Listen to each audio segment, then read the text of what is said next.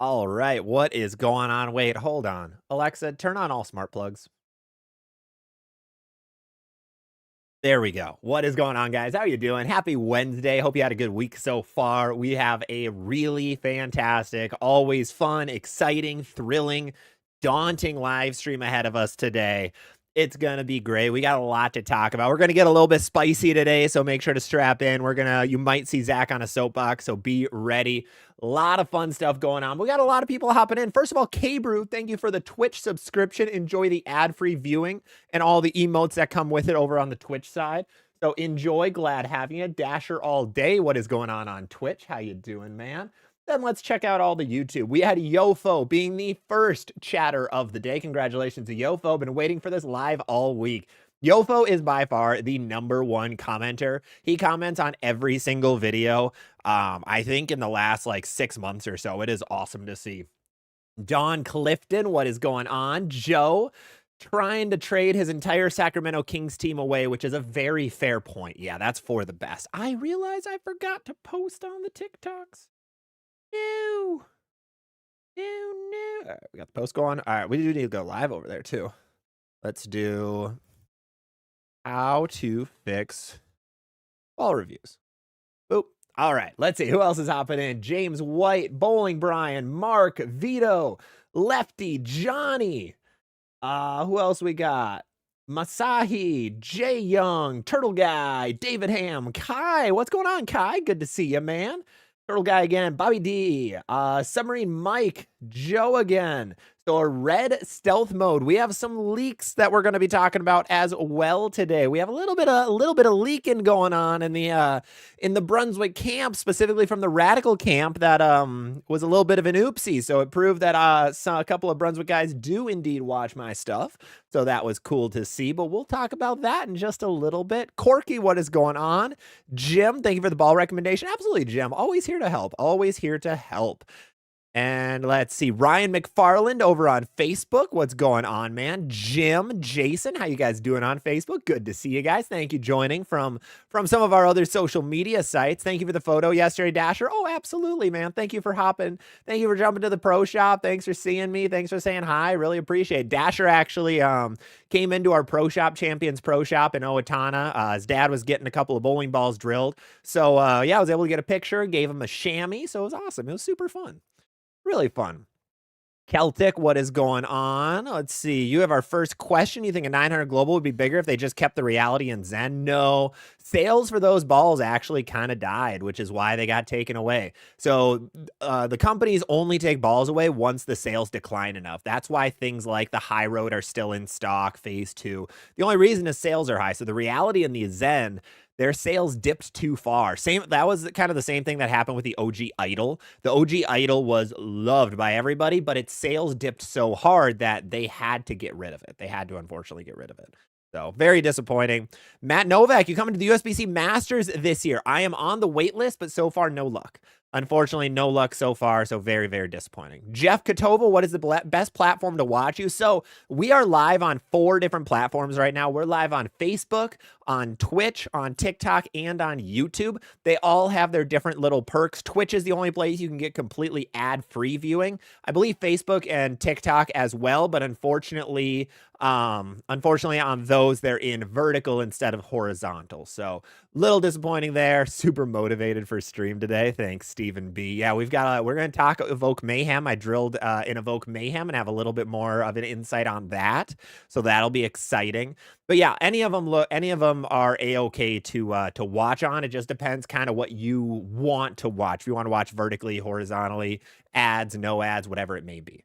So any platform is okay with me. As long as you're here hanging out, that is what truly matters at the end of the day. Jess, thank you for the information you give. I've been able to talk and understand a lot more bowling lingo, which has made the overall experience around the community a lot more enjoyable. Well, thank you, Jess, for hopping in. I really appreciate it. I'm glad you're enjoying a lot of our videos, getting some stuff out of some of our different stuff, so I really appreciate that. Brian T over on TikTok, what is going on, man? User, how you doing? I have the Sublime Focus and the Swag Apex Pearl, and you bought a Venom Shock. That's a good combo. I like that. That's a really good combo. So I should preface, Preface. Wow, that's almost English. Today, we are doing, as per usual, a full Q&A stream. So it is just us today talking, answering any questions that you guys have. Our main topics of the day are going to be revolving around just a handful of things. So number one, I want to talk about the new bowling balls, the Evoke Mayhem, which I did just put out a review for earlier this week. So we can answer some questions on that guy and kind of talk about Motive as a company compared to some of the other guys. I think this is only like my third Motive ball I've drilled in the last couple of years. So it really opened my eyes even more to what we kind of already knew about Motive, but actually being able to see it on the lanes for myself is crazy. Zafri, thank you so much for the subscription, man. Appreciate it. And then I want to talk about ball reviews.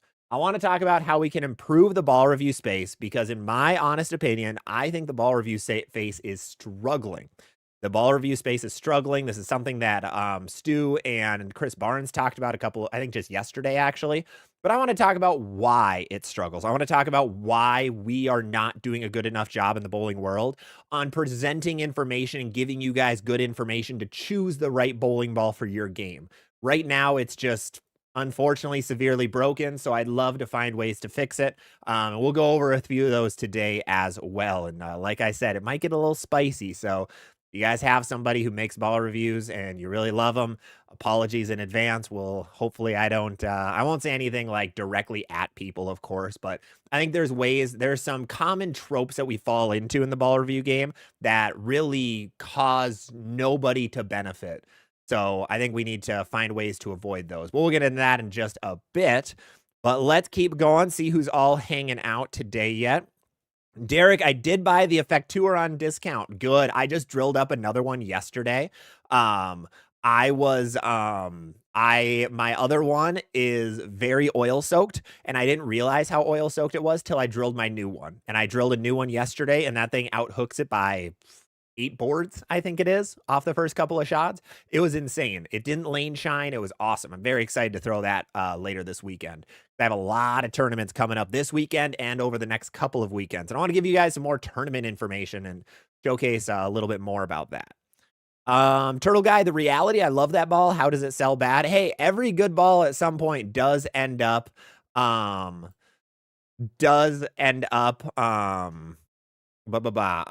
ball I read a ball review comment, so apologies, but no, every ball does end up finding the end of its life cycle. Like the reality, once all the people who like it have theirs, they're really not buying more of them every couple of years. Like it usually takes 2 to 3 years before you replace a ball you really like. And most customers do want something new.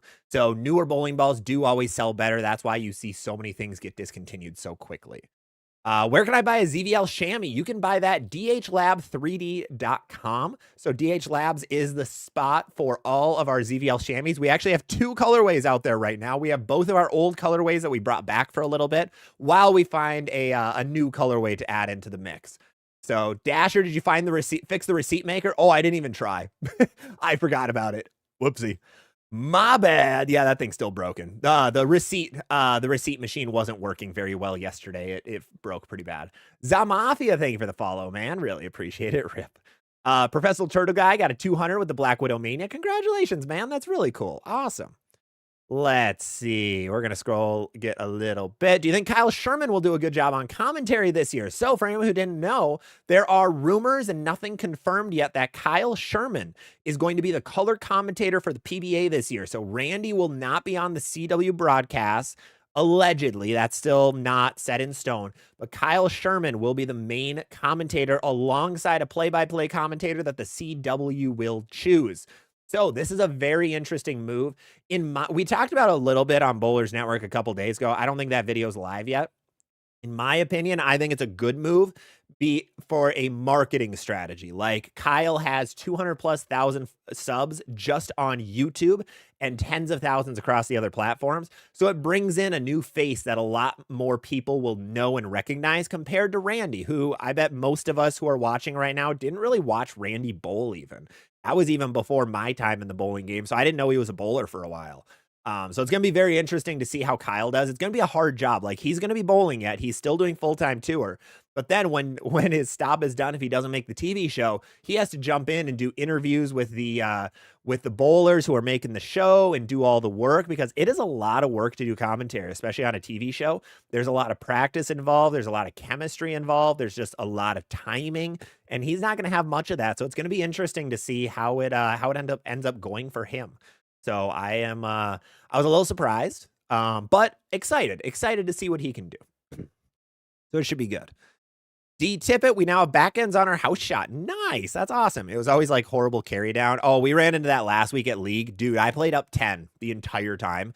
I could not get a ball to wiggle. If I missed, it was a house. It felt like a sport shot where if I got it a little bit right, the ball never recovered. If I got it left, it just overhooked. It was crazy. It was a really weird situation. Really, really odd.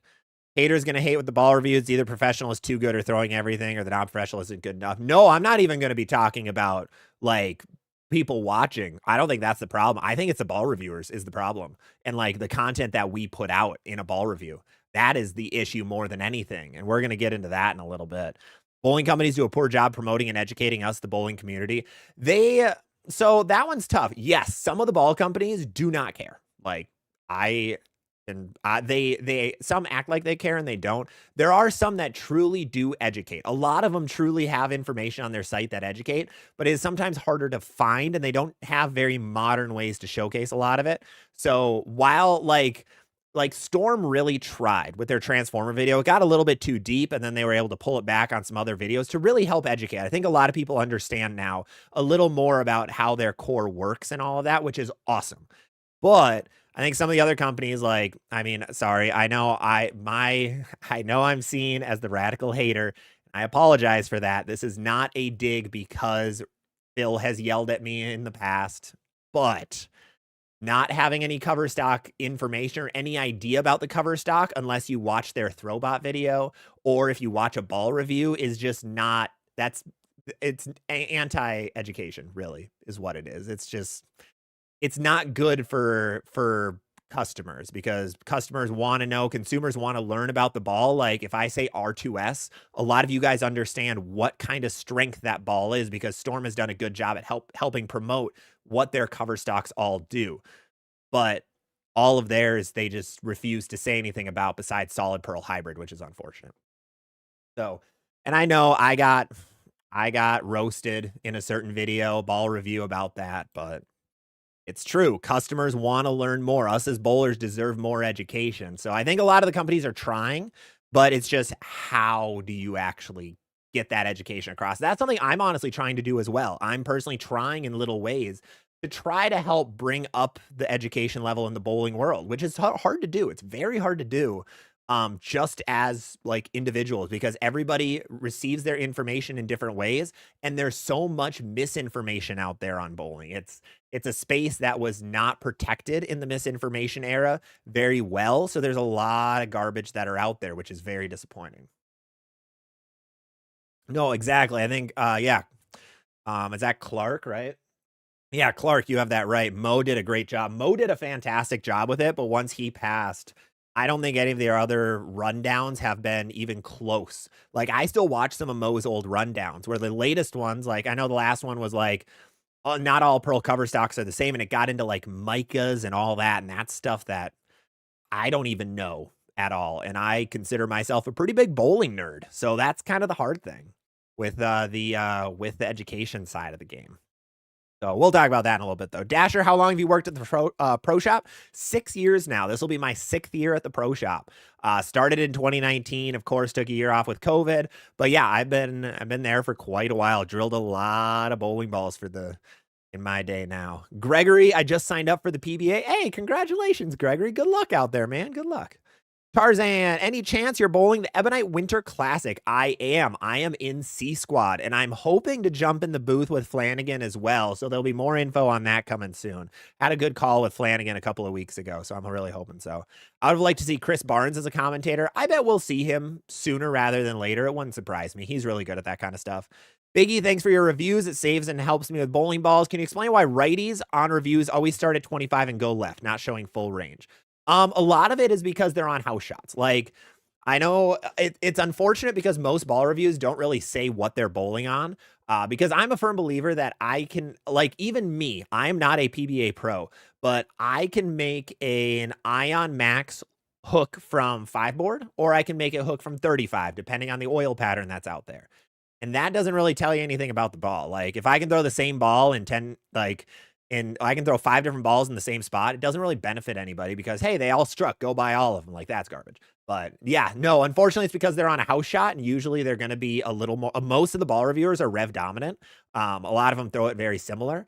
So that's just what they do, unfortunately.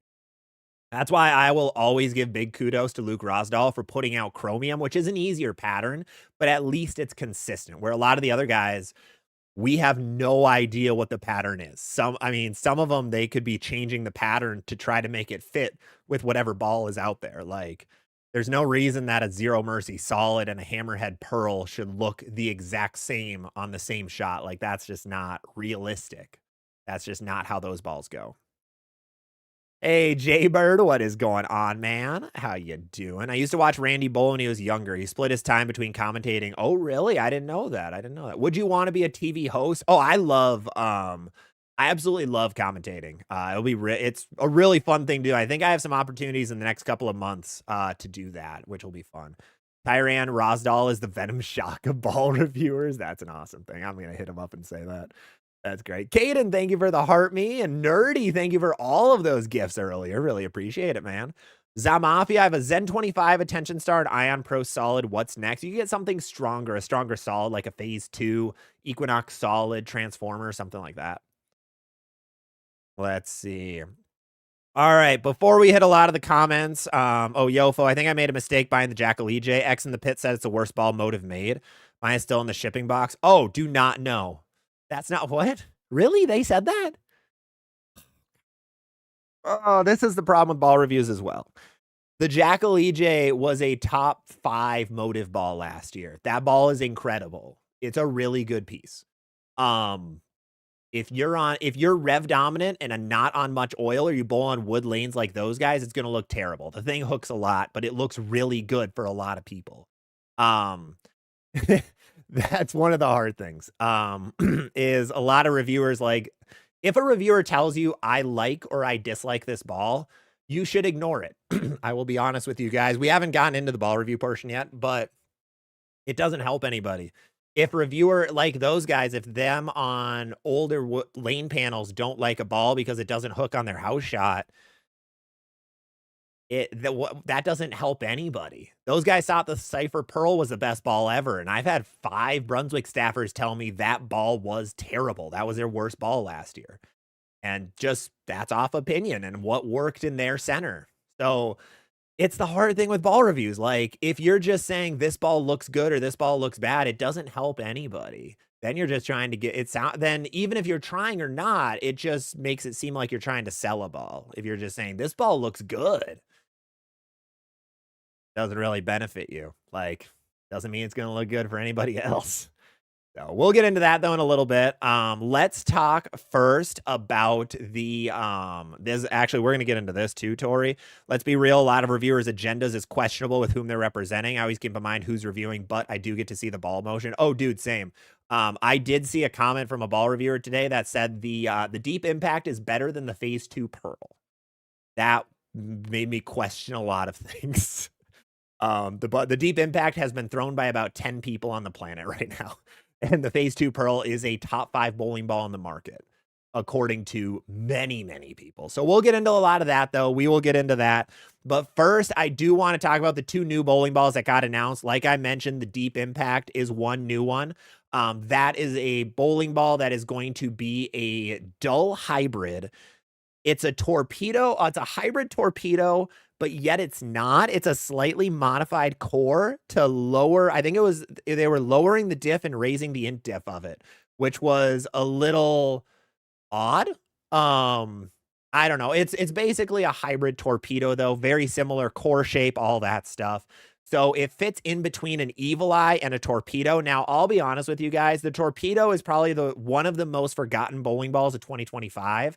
Just because of when it released with everything else. I don't know how its sales are doing. I know Radical Like, I mean, I know you can't see sales with anything, but I haven't seen the torpedo very often. A lot of people I go through, I mean, I get probably 50 DMs per day from people asking about bowling balls and talking about arsenals. And I have never had somebody say they have a torpedo, like, at all. No one has said torpedo, which is weird. So very surprising. But for deep impact, looks promising, possibly a tournament ball for some folks. Honestly, that's a problem. I don't know. So let's talking about Radical's past, of course, because this deep impact is a brand new, it's a hybrid torpedo. It's a new spot in their bag that they haven't had filled in a while. But Radical products, unfortunately, do not get many ball reviews. If I look today, which is a day after the announcement, it got announced yesterday at noon. Let's look up Radical Deep Impact, as long as my safe search doesn't shoot it down. Creating the Difference had one. Nate and Elise had one. Wow, they didn't get many views. No one got views on this video. Holy cow. 1, 2, 3, 4, 5 ball reviews so far, which is about 10 less than most other products get. And I won't count Throwbot for anything, because those videos don't really tell us much about the ball. It's just this ball strikes on an easy house shot. So there aren't many. That's one problem. So it's very hard to tell. Like the Outer Limits black hole, it took a while for us to get a true idea of where that ball fits. Because again, it's a situation where they don't have yeah, I had the hypes on there, Tyran. Yeah, his was, he liked it a lot, but he's liked every Radical ball for the last year and a half and said it's really good. So that one, it's tough. It's tough. So I wish, it's hard because there need to be more ball reviews for it. Seeing that ball on easy, I don't think it's a house shot, an amazing house shot ball just based on the specs. That's not really what its intent is. Its intent is more for like a speed dominant bowler is going to really like that ball, because it's going to flare a lot. It's a dull, stronger hybrid cover stock. So it's going to act more like a solid ball than a pearl ball. So if you're a speed dominant house bowler who wants something for the fresh, that's where that ball is going to click in. But if you're rev dominant, that's going to be way too much ball a lot of the time, unless you need like top of the bag for a tournament setting. It's not really going to be that one-stop shop ball. That's going to be like a step down from that. Like that No Doubt, for example, is going to be more of a one-stop shop, or a ball that's more versatile. So that one, it's just not what it's supposed to be made for. So that's going to be the hard thing.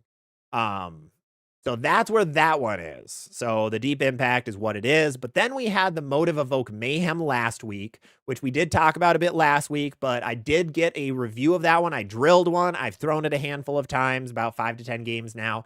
And that ball is super smooth. And that's kind of Motive in a nutshell, is they have very, very smooth and slow equipment. That's just been their MO for years and years. That's why the guys who like Motive like Motive. What I noticed is, I mean, unsurprisingly, big, strong ASIM doesn't like to cover a lot of boards, but it does like to play straighter. It was surprisingly good from like 10 to 15. Like when I amp my speed up, and my house has a lot of friction, a very high friction house. But that ball was really good from straighter, which was surprising. So I'm going to be trying it in league tomorrow on a truly fresh with transitioned house shot. That's going to be really entertaining to see. That one is definitely tournament ball is where I'm seeing it. I don't think it's going to be great for me personally on a house shot. I think the guys who are going to like it on house shot are guys who like playing up the boards with a little more speed, or guys who spin the ball a lot more. So they're more around it to go side to side compared to end over end. That's really where that Evoke Mayhem is going to fit. You have yours pre-order. I think you mentioned lefty. This lefty will like the lefty ball. Yeah, it is a lefty ball. It's a very good lefty ball. Is what it looks like it's going to be. So that's awesome to see. Motive just made a Motive shape, basically. The colors are cool. It just does what it does. I'm a little curious why Virtue, I see why Virtue had it so low, because that ball does, it makes an interesting motion. Like I hated the ball motion of mine for the first like 3 games, but it was striking a lot. So it was kind of hard. Like it was still going 10 back. It was still flush. Like if you guys watch my first 10 video on TikTok and all the short form stuff, like I did terrible things to the ball. I dropped it a handful of times because I didn't have enough tape in my thumb. I got it out. I got it in. I shot 270, 269 with it in the first 10 shots out of box, which was cool. But I will be more curious. I want to hold back any like excitement. I mean, I don't think I'm going to get uber excited about this ball. I want to hold back more until I get more experience on it, which brings us into the topic of the day with ball reviews. So let me talk a little more. Gregory Radical's very technical, advanced company. Ed Teller 2025 was focused on two-handers and no thumb. For Deviate and a couple other guys, it was Scott Ogden. What's going on? Dasher, I've been throwing it good, but it turns one way to the gutter. Do you have any tips on how to not make that happen? I think going to be increasing your speed will be the best play, man. That's going to be the good play here. So apologies. I'm going to be going a little bit around. Rosedal's the GOAT. X in the pit, Bulls on wood lanes. Yeah, so that's the big problem with that review. Like if you're on wood lanes, I think I agree. If you're on wood lanes, you should not drill a Jackal EJ. You should not drill anything too asymmetrical if you're on wood lanes only. I think that's a terrible idea. I think that's a really, really bad idea. So that's a good thing. No two people throw it the same. Ball reviewers just give you a look at how the ball rolls, but the staff guys are a joke. No, ball reviewers, I want to get into that for a second because we're going to talk about some of the negatives of that side. Hey, watching from Singapore, Adil. Welcome, welcome. Welcome, welcome. All right. So I am going to, let's go through a couple of comments before we get into the meat and potatoes of the episode. Tyran Mayhem seems to fit well with the Hysteria. Yeah, the Mayhem is truly a solid Hysteria. The original Evoke and the Hysteria did not mesh as well together as everyone hoped. But the Mayhem seems to have a more similar ball roll to that, which is good. Spencer, I have an Equinox solid, phase 2, Typhoon, Rhino solid, Purple Hammer. Holy cow, buddy. What ball should I get next? Phase 2, Typhoon, Rhino, React. Oh, you need some. Oh, you do have a Hammerhead Pearl. Maybe a stronger Pearl ball above the Hammerhead might be your next play. Chris, what do you think of the Radical Breakaway? It was odd. It was a good ball. It was high RG, so I don't know if a lot of people knew what it would do, but it was a high RG, medium diff, symmetrical solid. So it was good if you wanted to get a ball down lane. That's where it was best. 300 for the first time since release. I saw an Evil Eye in the wild. It has been thrown by a semi-pro lefty one-hander. Yeah, I have not seen the Evil Eye go down the lane yet. We have sold one at our pro shop so far, but everywhere else loves it. Everywhere else is really selling a lot of Evil Eyes. Virtue Bowling Supply guys don't match up to the Mayhem. Yeah, and they bowl in a very high friction center as well. So that's really not where the Mayhem's going to do well. The Mayhem will do well on low friction or a lot of oil. Didn't realize how much surface changes reaction. Dude, the surface of the lane matters so much when bowling. If you have brand new lane panels, your ball is going to hook so much later than those older panels. It's crazy. That's why when people go to nationals, they say, man, these lanes don't hook. Well, it's not because of the amount of oil they have out, because most house shots have more oil out than nationals. It's because their lane surfaces are brand new or within the last 10 years and don't have much play on them. So there's no built-in track. So that's really the big thing why the lanes don't hook that much at nationals compared to other places. Missed part of the lefty ball. Was that the Mayhem? Yes, Tori, that was the Mayhem.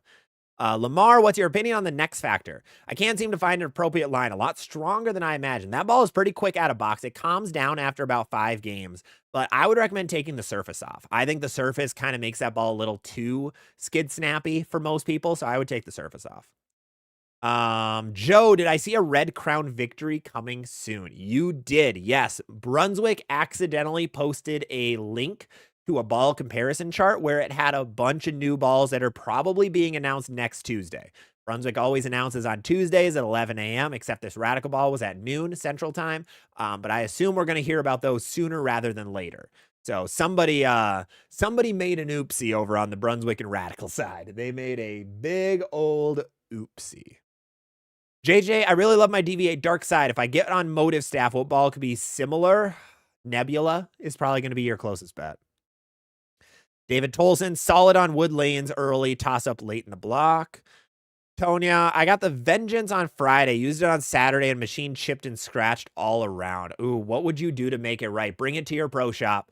Bring it to your pro shop or the bowling counter, because that's something that they should fix. Unfortunately, you can't fix that yourself. If that ever happens.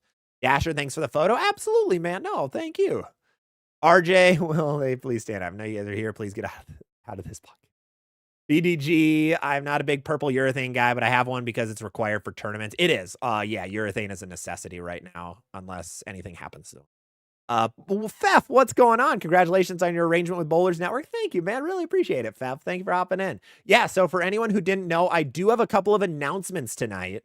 Some really big announcements. The one that is not a secret yet is my partnership with Bowlers Network. Bowlers Network is going to be the one-stop shop for everything and anything bowling, whether it be finding tournaments, watching bowling content, whatever it may be, connecting with other bowlers. They are going to be the one-stop shop for that. Right now, I am doing a daily show, which is 3 times a week right now, with Carolyn Doran Ballard and Jay Fettig, the owner and operator and creator of Bowlers Network, where we talk about everything and anything bowling. They do have a YouTube page, so make sure to go check them out. They're at about 500 subscribers right now, so you can see a lot of content where me, Carolyn, and Jay are just talking anything bowling. Like today, for example, we talked the PBA League, and we talked about the new USA versus the World situation going on in a couple of weeks, where it's Jason Belmo versus EJ in a head-to-head match to see who gets lane choice and lane pattern choice for the USA versus the World match, which is pretty cool. So yeah, that should be really fun, but thank you again, Fef. So thank you to Bowlers Network for bringing me on. I am their sole content creator right now.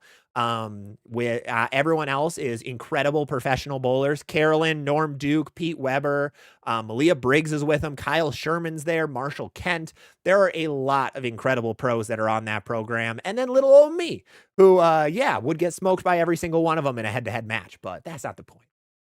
But no, huge thank you to those guys. It's awesome. Awesome to be a part of that. We have another announcement coming, though, with a big partnership for the channel. I'll save that one for a little bit, though. We'll save that one for a little bit later in the stream.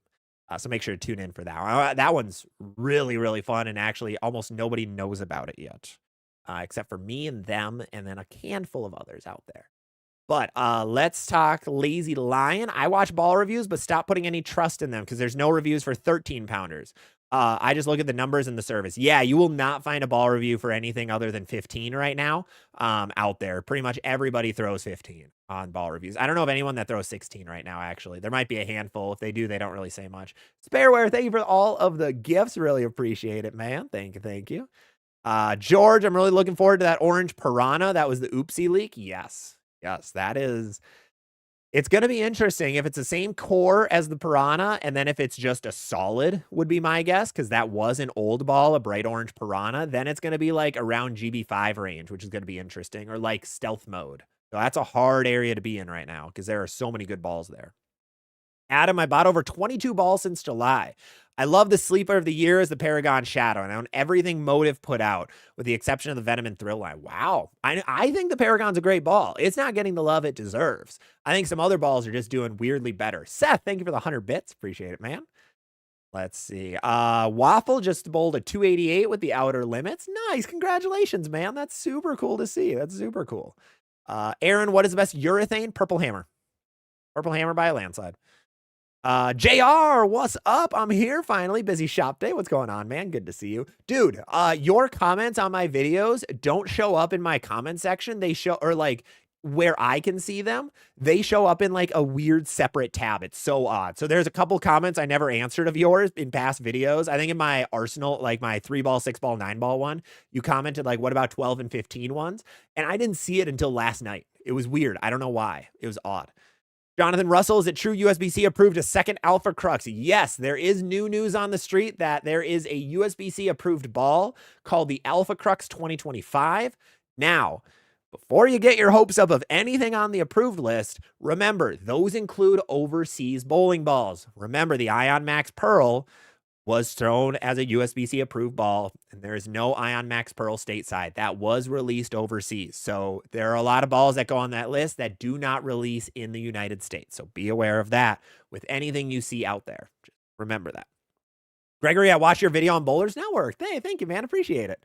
James, what's the chance EJ gets 3 majors? 0. He is not getting 3 majors. Mike, enjoying the daily show, and I bowled my highest series of 499. Congratulations, man. That is super cool to hear. Congrats, congrats. Too Tall, congrats on the Bowlers Network deal. Thank you. Really appreciate it. Yeah, there should be a lot of fun stuff coming. A couple extra partnerships that are coming through that, which is awesome. So they're on pretty much every social media site. And we have Carl Long here. Carl, what is going on? owner, operator, runner, and main man of the Agent Ong Open, which is going on in Vegas this year. So make sure to go check out his pages. You guys have probably seen a little bit about his tournaments in the last couple of years that were happening in Arizona. Awesome dude, runs some incredible tournaments, runs some awesome stuff. Tyran, I managed to toss 2 clean games in a row, each with the Transformer, Viking, and Vengeance. Nice. That is awesome. JR, my comments must be getting held up. Yeah, you're commenting from Canada. That's your problem, man. Just jump over the border quick, and then we'll talk. You're right next to Seattle. Too tall, JR in the house.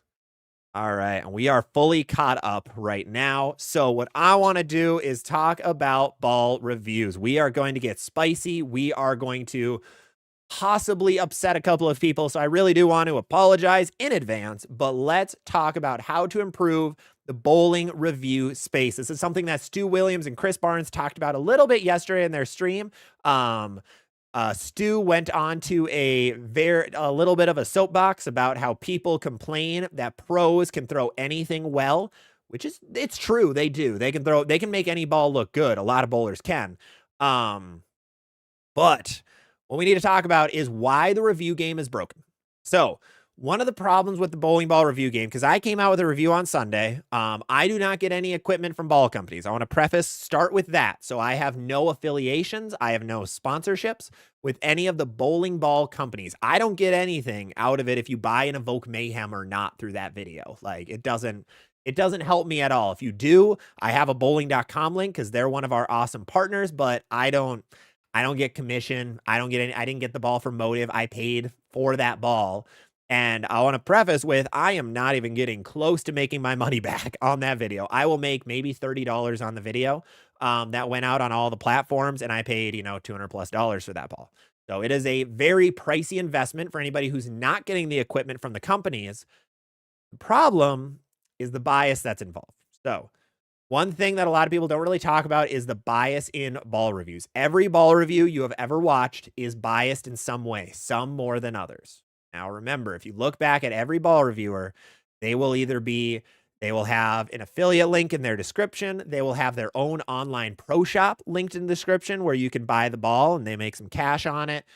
Sometimes it's an actual employee of the ball company who is making a review of a ball. Sometimes it's direct staffers who are getting compensated bowling balls by the ball company. Literally, almost every single ball review you see is someone who gets a free bowling ball in some way, shape, or form. So there is a bias already because of that. Whenever you get a free product, there will always be a bias to be more positive towards that company. So that's always a thing to remember. But the big one is ball reviews do not give enough information most of the time. There are a couple really good ball reviewers who give you good info. Stu said it really well in his review.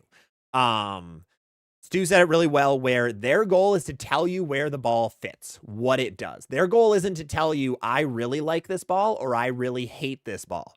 That is not the goal of a ball reviewer. If they are telling you that it's not something you should pay attention to. Unfortunately, bowlers do. There is a big problem with even people who watch them where if your favorite ball reviewer says, I really like this ball, you are going to be more inclined to purchase it. That is human nature. That is how it works. But that is not something that you are even really allowed to do in reviewing any product, is saying, I really like this one, especially if you got it for free. There's a lot of stuff behind it where you're not supposed to, FTC things, where you're not supposed to be saying that stuff. But besides that side, somebody liking or disliking a ball is not relevant to you as a bowler. Even if somebody throws it similar to you, the oil pattern they're on is radically different from anything you throw on. The lane panels they're on are probably very different than what you throw on, unless you're in their home center. You can manipulate any ball, any oil pattern, or even just give it the same house shot. You can see it in my ball motion video. Any ball can strike from the same spot on a lane, most of the time on a house shot. I showed all 6 of my categories on my channel, and they all struck when I played like 18 or 19 at the arrows, got it to 7. All of them came back in some way, shape, or form. And most good bowlers can also manipulate their ball roll in whatever way they want. Like for me, if I want to throw it harder and play straighter, that's not tough to do. I can just try to fix that in my game and we're good. I want to throw it slower and wheel the lane, snap of a finger, I can do that. And I'm not a PBA pro at all. I'm not even close to a PBA pro. But that is something that most bowlers can do. So like I mentioned earlier, if I want to make an Ion Max look awesome from 25 at the arrows, give me 3 shots and I can do that. If you want me to make it look good from 10, give me 2 shots and I can do that. I'm better at throwing it harder than throwing it softer. 6'5" and long arms and all that jazz. So one of the big things for you guys is there is always a bias, and some reviewers get equipment from certain companies and not others. So one good example of this, not throwing any shade, are going to be a Nate and Elise do not get Storm equipment anymore now that Nate's not on staff with Storm. So they are only getting Motive and Brunswick stuff from what I'm aware of. I don't think they are getting Storm stuff. Someone let me know if I'm wrong. But because of that, they're going to be more positive towards Brunswick and Motive. Just anybody like that, that's how it's going to be. And there are a lot of topics and comments that are brought about that are just overly positive about every new bowling ball. But then you never see the ball again and you hear that they gave it away 2 weeks later. So that is what's wrong with the bowling review game, is that there's a lot of reviews that get thrown at you because there's so much equipment and there's so many sales that are generated from these ball reviews, but you don't actually hear what it will do for your game. There's usually never pieces of, if you're rev dominant, this ball is going to be able to fit here for you. That's something I've tried to fill, and I'm not trying to say I'm the best hoorah. That's not even close. I'm not. But that is something that you guys should think about when you're buying a bowling ball. I know a lot of the casual bowlers, they're going to click on just a random, they're going to look up the ball like, is this something that's cool? And they're going to hear a ball reviewer say, this is the best ball ever, and they're going to buy it, which is very toxic to the game because you might make a very bad purchase with that. Like I said, I get 50-ish DMs a day, emails, everything from bowlers talking about their arsenals. And I get a lot of horror stories. I get like 1 horror story a week where somebody says, yeah, I bought the, let's throw Zero Mercy Solid because I watched ball reviewer XYZ and they said it was really good. And it hooks way too much and I can't get a 10 pin out if I can hit the pocket. Like, what do I do? The simple answer is, unfortunately, you got fooled. You got tricked. Not tricked, but that ball is not one that should fit your game. And it's not the bowler's problem, fault. They didn't know. They didn't know that ball isn't going to look good on their spot. A lot of bowlers don't know there's oil. A lot of bowlers don't know what a house shot is. And a lot of bowlers think all lanes hook the same amount, which is not true at all. But that's a point that doesn't really get talked about much. So very, very toxic space, in my opinion. Very overly positive. There's a lot of questionable comments that are made. Like I mentioned, somebody said the Deep Impact is better than the Phase 2 Pearl. That person does have more an affiliation with the Brunswick brands, which is not true at all. Objectively not true, because nobody's thrown the Deep Impact. We don't know how good or bad it is, really. Nobody has more than probably 5 games on it in America. So it's a very tough thing. If you look at other spaces, reviews of products are very, very objective and very much, here is the benchmark. Here is what we know about this product. This is where it's better than this one. This is where it's worse. Bowling doesn't have it. Bowling has, this product is the best. Why is it the best? You don't need to care. It's the best, which is very, very bad because it just makes you guys not like bowling when you buy a product that just isn't going to fit for your game. Like I said, Zero Mercy Solid is the perfect example. So many people bought that ball because it looked really good in reviews, and then they throw it in their league and it looks terrible because it hooks so early, which is very unfortunate. Same thing happens with the Ion Max, with the Jackal Onyx. Same thing happens with the weaker equipment. Danger Zones, for example. They were seen as the greatest bowling ball of all time when those got released. And they're good. They're a lot of bang for your buck. But they're not as strong as something like a Game Breaker. That was another comment that was said. This is like Game Breaker level strength. It's just not. The cover is 8 times weaker. But it's unfortunately, that's not the deeper part that gets talked about. So that's one of the tough things with the game right now. I wish there was a way to just, snap your fingers and you guys would know who everybody's affiliated with, where they're receiving money from, if they're receiving more money on sales. But that is something I recommend you guys look into. Where does somebody have their online pro shop linked in the description? are they a literal employee of the company? Like, then you know, all right, they're never going to say a bad thing about a ball. And the thing to remember why, and the talking about of why negative reviews don't get talked about, I want to bring up I'm going to be making a video on this soon too, to talk about it more like planned, but I want to go onto my channel quick. We're going to go to my YouTube studio and we are going to look up my torpedo direct hit versus IQ 78 video. I called it Battle of the Worst Bowling Balls for my 10,000 subscriber special. And if we look at it, oh, am I able to see it? I will have to go to my Here we go. If we go there, that video has 21 dislikes, which is the most dislikes I've ever gotten. Now, Pyramid Ball that I did a review on, which was not a good ball, in my opinion, again, my opinion, second most dislikes on my channel. So the reason you don't see a lot of negative reviews, like Apex Jackal also, a lot of the guys got more negative review or more dislikes on those than other videos. So that's the hard thing. That's the very hard thing with the game is now JR brings up a really good point.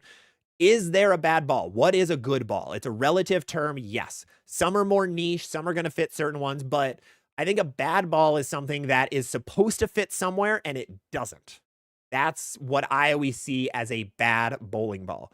That is why, or it has a competitor that is just more versatile and better.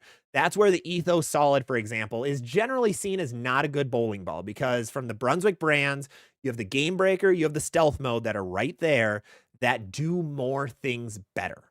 Or Torpedo Direct Hit, which didn't really have much of a marketing play, but it is just a plastic ball with a core. So it's going to be best for those highly, highly rev dominant bowlers. And 80% of bowlers, 90% of bowlers should never buy that ball because it will not fit their game. I think IQ 78 fits here pretty well. I think Level fits here pretty well, where it's just bowling balls that there are better options. And for what they're supposed to be good at, they just aren't, or they don't fit with what the company said. Those are the big ones to remember when you're watching this stuff. So like, that's how you know if something's good or bad, really. Like, is there a bad bowling ball? I've said it before on the channel. No, every ball is somebody's favorite. Every ball out there, even the worst ball you can think of, somebody thinks that is the greatest ball ever made. And that's fine. That's difference of opinion in a lot of senses. Ethos Solid for sure was not great. Yeah. So that's kind of the hard thing. Don says, respectfully, Zero Mercy Solid does look great in a lot of hands. It does, but I've gotten probably 20 messages saying, what can I do to make this Zero Mercy better? I thought it was supposed to be better than it was, and it just only leaves corner pins. It only leaves 10 pins. I can't get a 10 pin out with it, or it just hooks too much. What do I do? That is a bad job on us as bowling educators.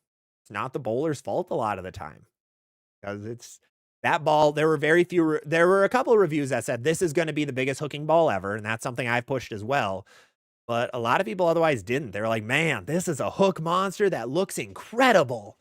And in a lot of places it does, but in a lot of people's leagues, it looks terrible. That's one of the tough pieces. That is one of the tough pieces with the game, and I don't know what to do. Hopefully, it can get flipped around a little bit. But bowling, I mean, even if you look up bowling reviews on Copilot, it will tell you bowling reviews are overly positive and biased, and here's what you should do to look out for it. I was trying to make a script a while ago for a video like that, and Copilot ripped bowling apart. It said, unlike other industries, bowling is overly positive and there's a lot of sponsorship involved in every single review you see. When you look at industries like, what was it, gaming and tech, reviews are very unbiased and have a benchmark. Bowling is a lot of feelings more than actual facts. That was surprising. So that's what kind of gave me the extra, like, I'm not crazy. But I did want to talk about that with you guys and hear your guys' opinions. Just to make sure, like, I'm not crazy. And I'm going to put myself on an island for saying that, of course. And there's going to be some negativity from it, but it is something you guys deserve to know as bowlers.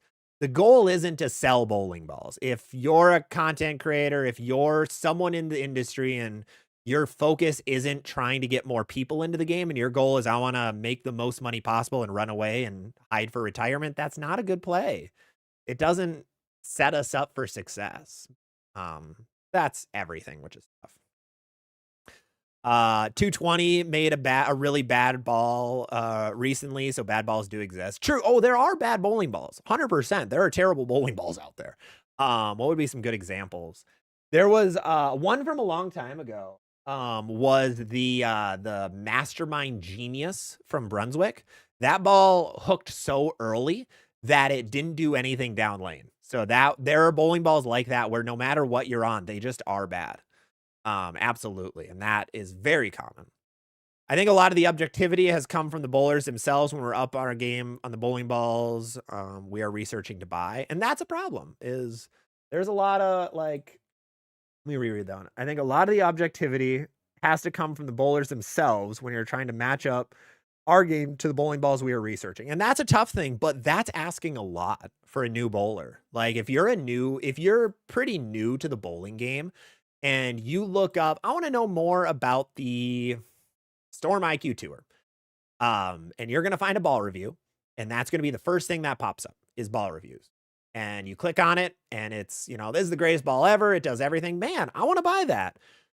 But a bowler doesn't know, oh, my house shot has a lot of volume on my house shot. This looks better. This is whatever. Yes, that, whatever. So you can't blame someone new to the space for being ignorant. It's our job to try to educate. And that's, I think, where bowling is doing better. Going on a positive note, bowling in the last couple of years has gotten a lot more educational than it used to, which is awesome. That is a necessity.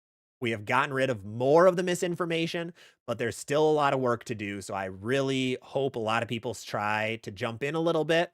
And help out in that regard. Try to help educate. I mean, there's very few bowling educators on the internet right now. There's a billion ball reviewers, which is why I will say I don't recommend, if you're trying to get into bowling content creation, I don't recommend ball reviews because you need to be posting them right when the ball is announced or very soon after, which you can only do if you're getting the ball from the company. And the way ball companies want to get you on staff is if you have that following. So I recommend trying other ways to get into the bowling game.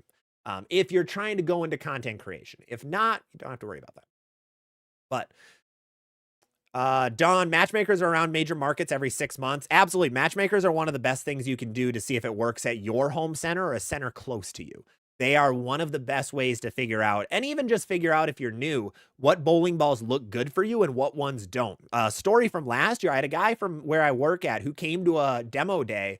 He was looking for like a bowling ball, but he's like, I don't know what to look for. I was like, here, this is going to give you every option you can. So we got him into one of like different kind of bowling balls. It was when the Road Warrior was still around, one of the newer balls. That was like, what, 2 years ago now? Sorry.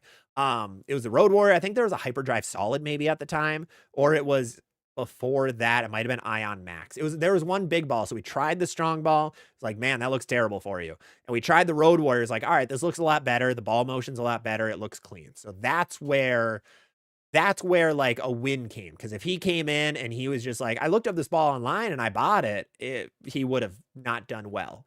And then a couple weeks later, he shoots like a 240 and he loves bowling after that. So there's a lot of things that, like, as bowlers, we can help grow the game in those little ways. Those are just little things. If he would have bought that really strong ball and it looked terrible for him and he struggled, why would you stay in it? Like, man, this kind of sucks. I'm not having fun. Like, why would I keep trying to bowl? There's no reason to if it's not fun.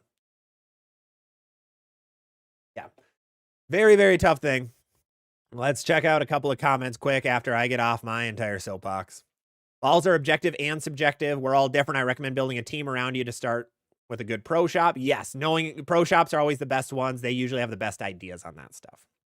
David, I do ball reviews for the fun of it.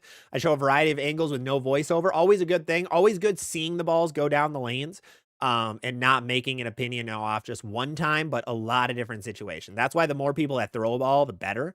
That's why I don't like making like true full opinions of a ball until you see it a lot more in the wild. And then once you see it in a lot of other people's hands and you see what people like and dislike, that's when it's like, man, this ball's good.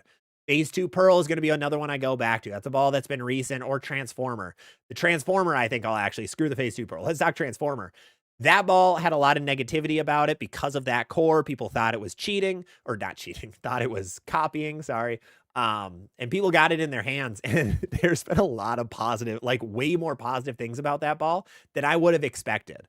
I was thinking, all right, it's going to be fine, whatever. It looks cool and like the tech is interesting, but I don't think people are going to care. Same thing I said about the Evil Eye. And then everyone loved it. They were like, man, this ball is really good shape. It does this well. It does that well, whatever it may be. So that was really cool to see. But that's why waiting a little bit kind of helped us get a better idea. So that's where like Deep Impact just got announced. We can't make an opinion on it for at least a month. At least a month. We don't really know what that ball is going to do. Like Outer Limits Black Hole, it's a good ball. It's a great ball, but nobody bought it. So we haven't seen it in that many situations. Evil Eye, we saw in a lot of situations. What are some recent ones otherwise? Zero Mercy Solid, we saw in a lot of situations. We know the situations that it looks best in. I'm going to say situation more times than ever before in this stream. Oh, I need a better vocabulary. Let's see. I just got a Hyperdrive Pearl and Phase 2 Pearl. I love them both and they react differently. Good. That's perfect. That's awesome. Nothing hits like hammer. Nothing hits the gutter like a storm. Adam, I mean, each their own. Steve, I watched CTD and Luke. Luke is unbiased and Ron's game matches mine. The rest of them I might watch, but I don't get much from. A ZVL worst bowling ball arsenal. That's funny. Def, yes. Correct to your question. I won't say it though. JC, Jackal Ambush was a bad ball. Oh, Jackal Ambush was indeed not a good ball. That was a very niche bowling ball that was great on 12 puddles of oil. But otherwise, that ball was too early and too smooth for any good situation. Sales and marketing. Best war of our house shot ball goes to the Motive Super Clutch. Oh, best wore out house shot ball. Super Clutch is another one that like most people are like, it's fine, I guess. But that's one that I would consider not a great ball because there's so many options around it that are better. It's in a spot where Motive, I mean, even the Max Throw Pearl is cheaper by $50 and is more versatile in a lot of ways. So that's the thing too. We agree that the level is bad for most people, but Simo just ordered a case from Storm. So every ball is someone's favorite. See, there you go. Now, I guess, I don't know why Simo would buy a case. Interesting. He probably got them for about $7. To Joe, if I made a video about the hammer effect, I'd mention everyone I've seen throw it makes it look great. It absolutely does not match everything or something or everything in my approach. I make the effect look bad. That's where Luke Rosdahl said that too. He hated the effect, just like he hates the Zens. Anything with the Zen core just does not work for him. And he said it in his reviews. And I'm assuming he did not sell many Zens from his ball reviews. That ball was seen as good by a lot of people. So there is a lot of subjectivity. So don't fall for, too much. This is the greatest ball ever. I know I've seen a couple already with the balls in 2026. I've heard ball of the year already, which was crazy, or best insert cover stock name here, which is insane. Like we are 3 months into the year and people are calling ball of the year, which is wild. And I know a lot of the reviewers do it as a joke, but it does sell. Like I don't think people realize how much their opinion truly matters or how much their online word truly matters. It's crazy. Def sound guy on the Troll Patrol. Adam, there isn't a bad ball. Just got to learn the ball. I can throw all 22 balls at the same angle and strike. No, I'll agree that there are balls that do not fit somebody's game. What one did I just have? I just had a ball that was really, really bad for me. Oh, Gremlin. Gremlin is a good example. I cannot make the Gremlin look. I cannot score okay, hold on. I should back up. Yes. Can you strike with every ball that's ever been made? Can one individual throw at least one strike? Yes. But the goal is to strike as much as you can. For me, like the Gremlin and I do not match up. The ball flares too much for me. And it ends up being way too smooth down lane to actually be able to get a corner pin out for when I want to use it. Now, a lot of you out there love your Gremlins. Gremlin was one of the best selling balls of 2025. People really, really liked it. But for some people, it just does not match up at all. So in those situations, it's better to have something different that will match up. For me, Hyperdrive Pearl. Hyperdrive Pearl has matched up a lot better for me. I'm still getting used to it, trying to figure out more situations. I'll be throwing it a lot this weekend, hopefully. Really understand. But for me so far, the Hyperdrive Pearl has a better ball shape and it fits in the same category. So something big there where like, could I average 210 with a Gremlin in a league shot? Yes, but maybe I can average 220 with that RST Hyperdrive Pearl. Can I have it done? No, I bought it from you. I bought that gremlin from you, dude. I'm not gonna give you money and then give it back. That's not how this works. Bet seems like there's too many balls being put out per year. I think if there was less balls every month, staffers could do deeper dives. I honestly, yeah, there is a lot of fatigue. Like that's why it's very hard to it's very hard for an individual to actually review every ball. There's just, you need it as a full-time job, and nobody in the bowling world has really been able to make social media a full-time job that well. Like it's not many do it. A couple do, but they have different avenues of revenue, which is why. So if you have people whose 40-hour-a-week job is content creation, like you have in basically every other space in the world, then yes, there are people who could actually do that and do it well and do those deep dives. Like for me, I don't have the time to make a lot of full-length videos on that kind of stuff. Most of me is just trying to keep up. Because I work a full-time job outside of all of this stuff. So it's very hard to get the time for that. But I would adore if that was a thing. If there were people out there who could make this, who could actually be serious about this, make it a more full-time job and play the social media game and do it well. Bowling is still about 10 to 15 years behind every other industry. I was watching Call of Duty on competitive this weekend. Awesome, 10 out of 10. Always recommend COD competitive. But the editing that they had for their actual event was surreal. It was incredible. And that is, I mean, an esport. Bowling has way more people that do it. It generally has a little bit more money dumped into it. There's no one in the bowling game who could keep up with what they were doing on the editing. It's crazy. Absolutely crazy. Hunter, the house bowling does a good job. The problem with the house is, I mean, I called out Packy a little bit in his, he has some very clickbaity titles. He is a staffer for Brunswick. Packy hasn't really made a negative ball review, just like a lot of other guys haven't. And that's, you're not going to. I'm not dissing him at all. It's the name of the game. If you are with one company, you probably enjoy their products. You probably really like them as a company. You might know some people that work there, whatever it may be. So you're going to like their products. That's how it is. There aren't like, it's hard to like diss your own company. Adam, maybe all three of the companies should pay you for all you do for bowling. Just go again or what you do. Take it easy. Just go again or what you do. Hold on. Maybe all three of the companies should pay you for all you do. Just got to say thanks again for what you do. Sorry, for what you do. No, thank you, man. I really appreciate it. No, that's the thing. A lot of bowling companies, I mean, bowling's too small of a space to dump out money like a Callaway does or something. So yeah, it's tough. It's a very interesting game. My goal is always to give you guys a little more behind the scenes on what the bowling space looks like and what I see, because I'm way too deep in this space, of course, being a lot of social media stuff with it. So I always want to help give you guys a better idea. I've always felt like when I was just consuming content, that there was a big divide and a big like wall between bowling industry and bowlers. And like that wall, no one ever really broke through. So I'm trying to help you break through it and to give you guys some of that deeper information and some of the inner workings of a lot of the stuff. But that's the goal here. That's the goal.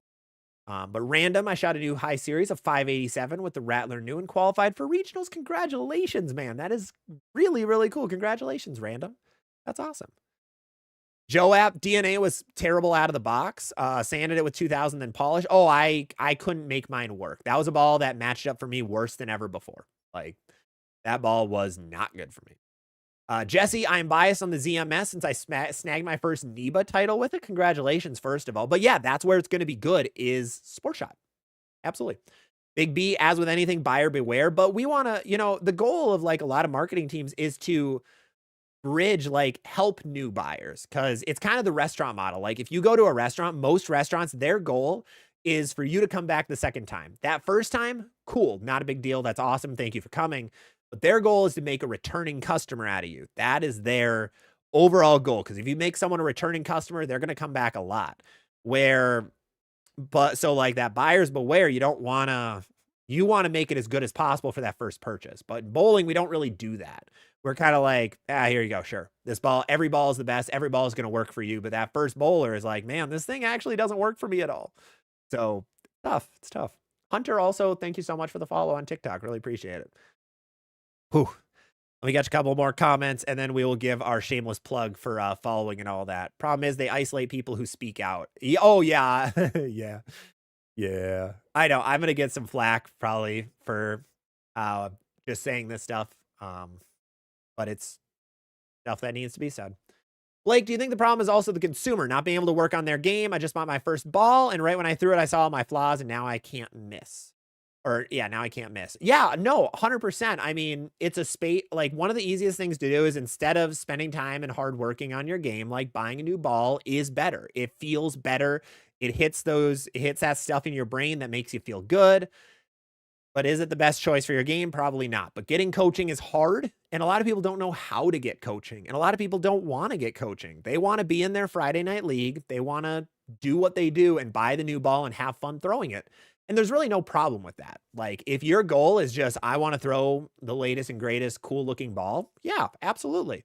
But if you're trying to make like a game out of this, trying to improve, and no one's helping you, like just saying, buy the new ball, this ball's the best, it's a must have in your bag, it does everything right, it hooks in the mid lane, super angular down lane, and hits like a truck, like that doesn't help you learn anything at all. It doesn't help you improve your own game, because ball knowledge and ball motion knowledge is very, very important in today's game. 50 years ago, it wasn't. Today, it is. Today, it absolutely is. I keep checking my phone to see if I get any messages of saying that I'm saying dumb stuff. Greg, what are your thoughts on swag? Heard they're coming out with more. Yeah, so... yeah, Ron Hicklin posted a clip, or not a clip, posted a screenshot of a bunch of swag bowling balls that I didn't recognize. So they might be coming out with stuff, and they have had a couple teasers lately. One of them was like a bunch of S's. Forget what it was, man. It was on their Facebook. But yeah, I think there's new swag stuff coming. I did not match up with their first stuff. I had the Apex Pearl and the Craze Hybrid. Did not match up in the slightest. It sounds like their stronger equipment is a lot better, though. What I noticed is that a lot of the lower end stuff wasn't very angular down lane. It's very smooth, and that's kind of swag. That's how they've always been. They've been very, very smooth when they see friction. Kind of like how Motive is. Motive's a little sharper, but so I always see it like swag is the smoothest and slowest ball company on friction. Motive is next. Storm and Brunswick kind of fight each other for who's next. Storm has been in front of Brunswick in terms of how smooth their bowling balls are on friction for the last couple of years, but Storm is leaning more towards the angular side now. So it's kind of a hit or miss on that front. But no, I hope good things for them, honestly. I really hope good things for swag. I know a lot of people really like swag.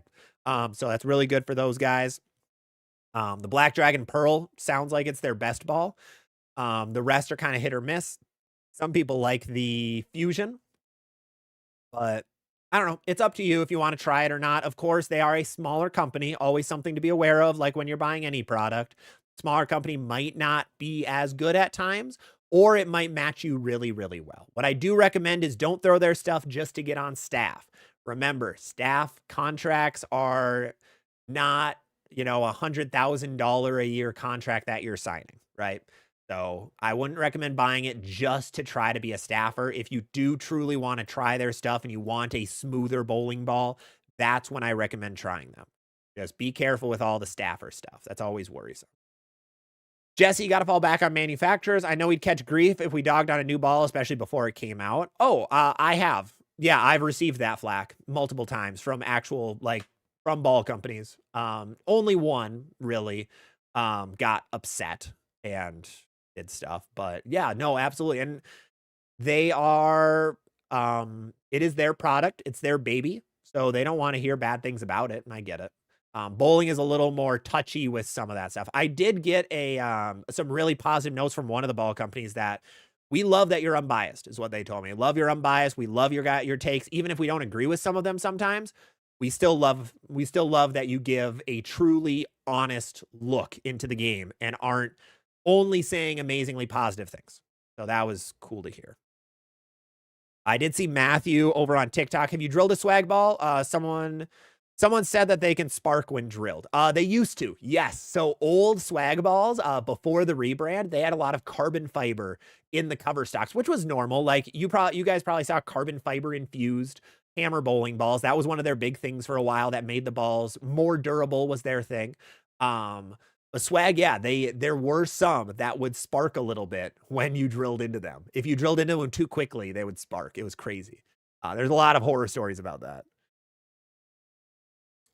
Greg, I need a review on when to surface the ball and what it does. Yes, that is coming from me soon. I want to do like a 500 grit on a spinner, 1,000, 2,000. I just need to fix our one of our machines at our Haas machine at our pro shop. If I can fix that, then I can truly get the ball to like a true 500, a true 1,000, and I can throw it on a house shot to show like what they all do.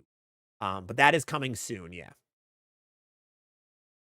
Emerald, 100% I could. Submarine, they're not going to be objective. They get the balls for free. No one wants to bite the hand that feeds them. That's always a big one too. Like you have to be worried. Like if you're a ball reviewer, your channel relies solely on receiving those balls early. I can confirm for a guy, Boots on the next order. Hey, you're the best on.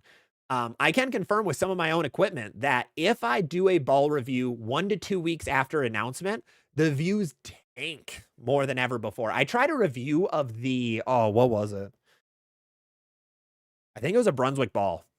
I think I did a review of a Brunswick ball before release day, and it got like 1,000 views. It was the lowest video I had in like 3 months. Was this review that I did. It was after all the big guys did their reviews, and it was after the hype period kind of ended of that ball. It was like a week and a half after announcement day, or like 2 weeks after maybe. And I did a review, and it didn't do anything. No one cared about it.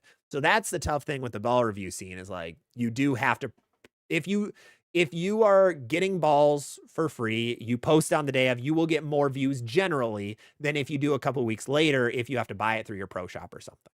I can confirm if you try doing a ball review after release day, nobody watches. Not a soul cares after release day, because there's usually something new that was just announced.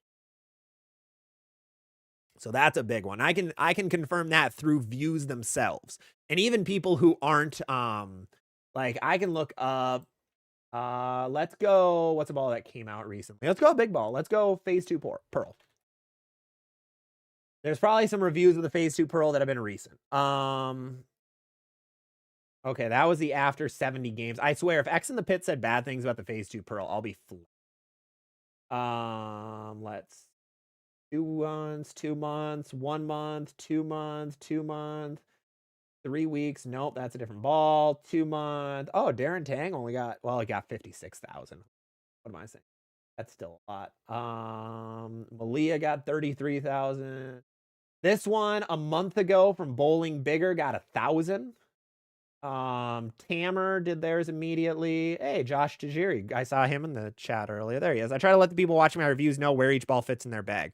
That is where this is not trying to just say Josh is the best because he's here and he has my information so he can hunt me down if I say anything bad now.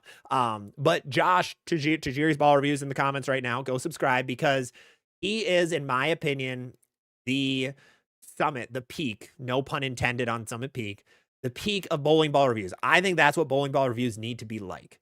You compare everything. Here are bowling balls in production that a lot of people know. Here is them against new bowling ball. Where does new bowling ball do compared to other bowling balls?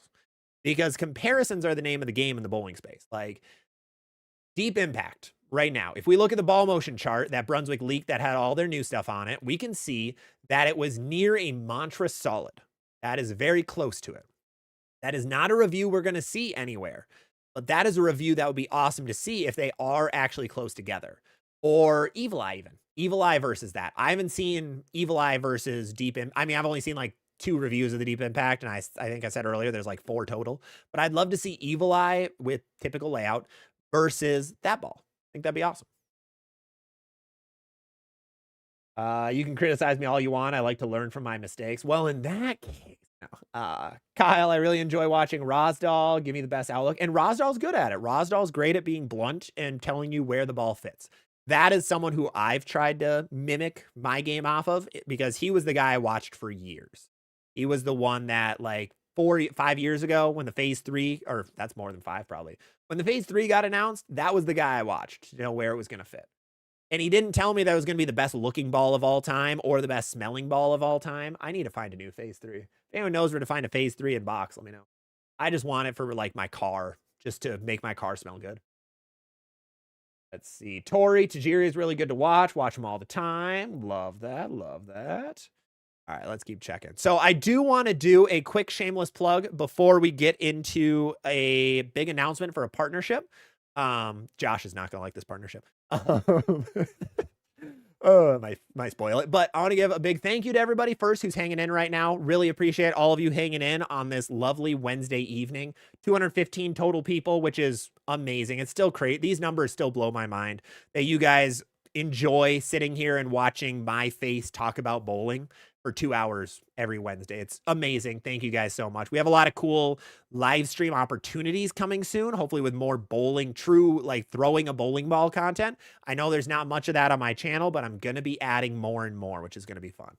But make sure to follow or subscribe or like on whatever platform you're on. It's the best way to help support, best way to help me continue to try to make all these updates, all these changes, make a website, all of that jazz. The things that we have on the channel, the resources that I try to get to you guys are all because you guys have supported, and all thanks to you guys. So huge, huge thank you to every single one of you. Remember, if you guys do have questions, my DMs and emails are always open. I said it a few times. I get a lot of DMs, emails, whatever it may be, and I answer every single one of them.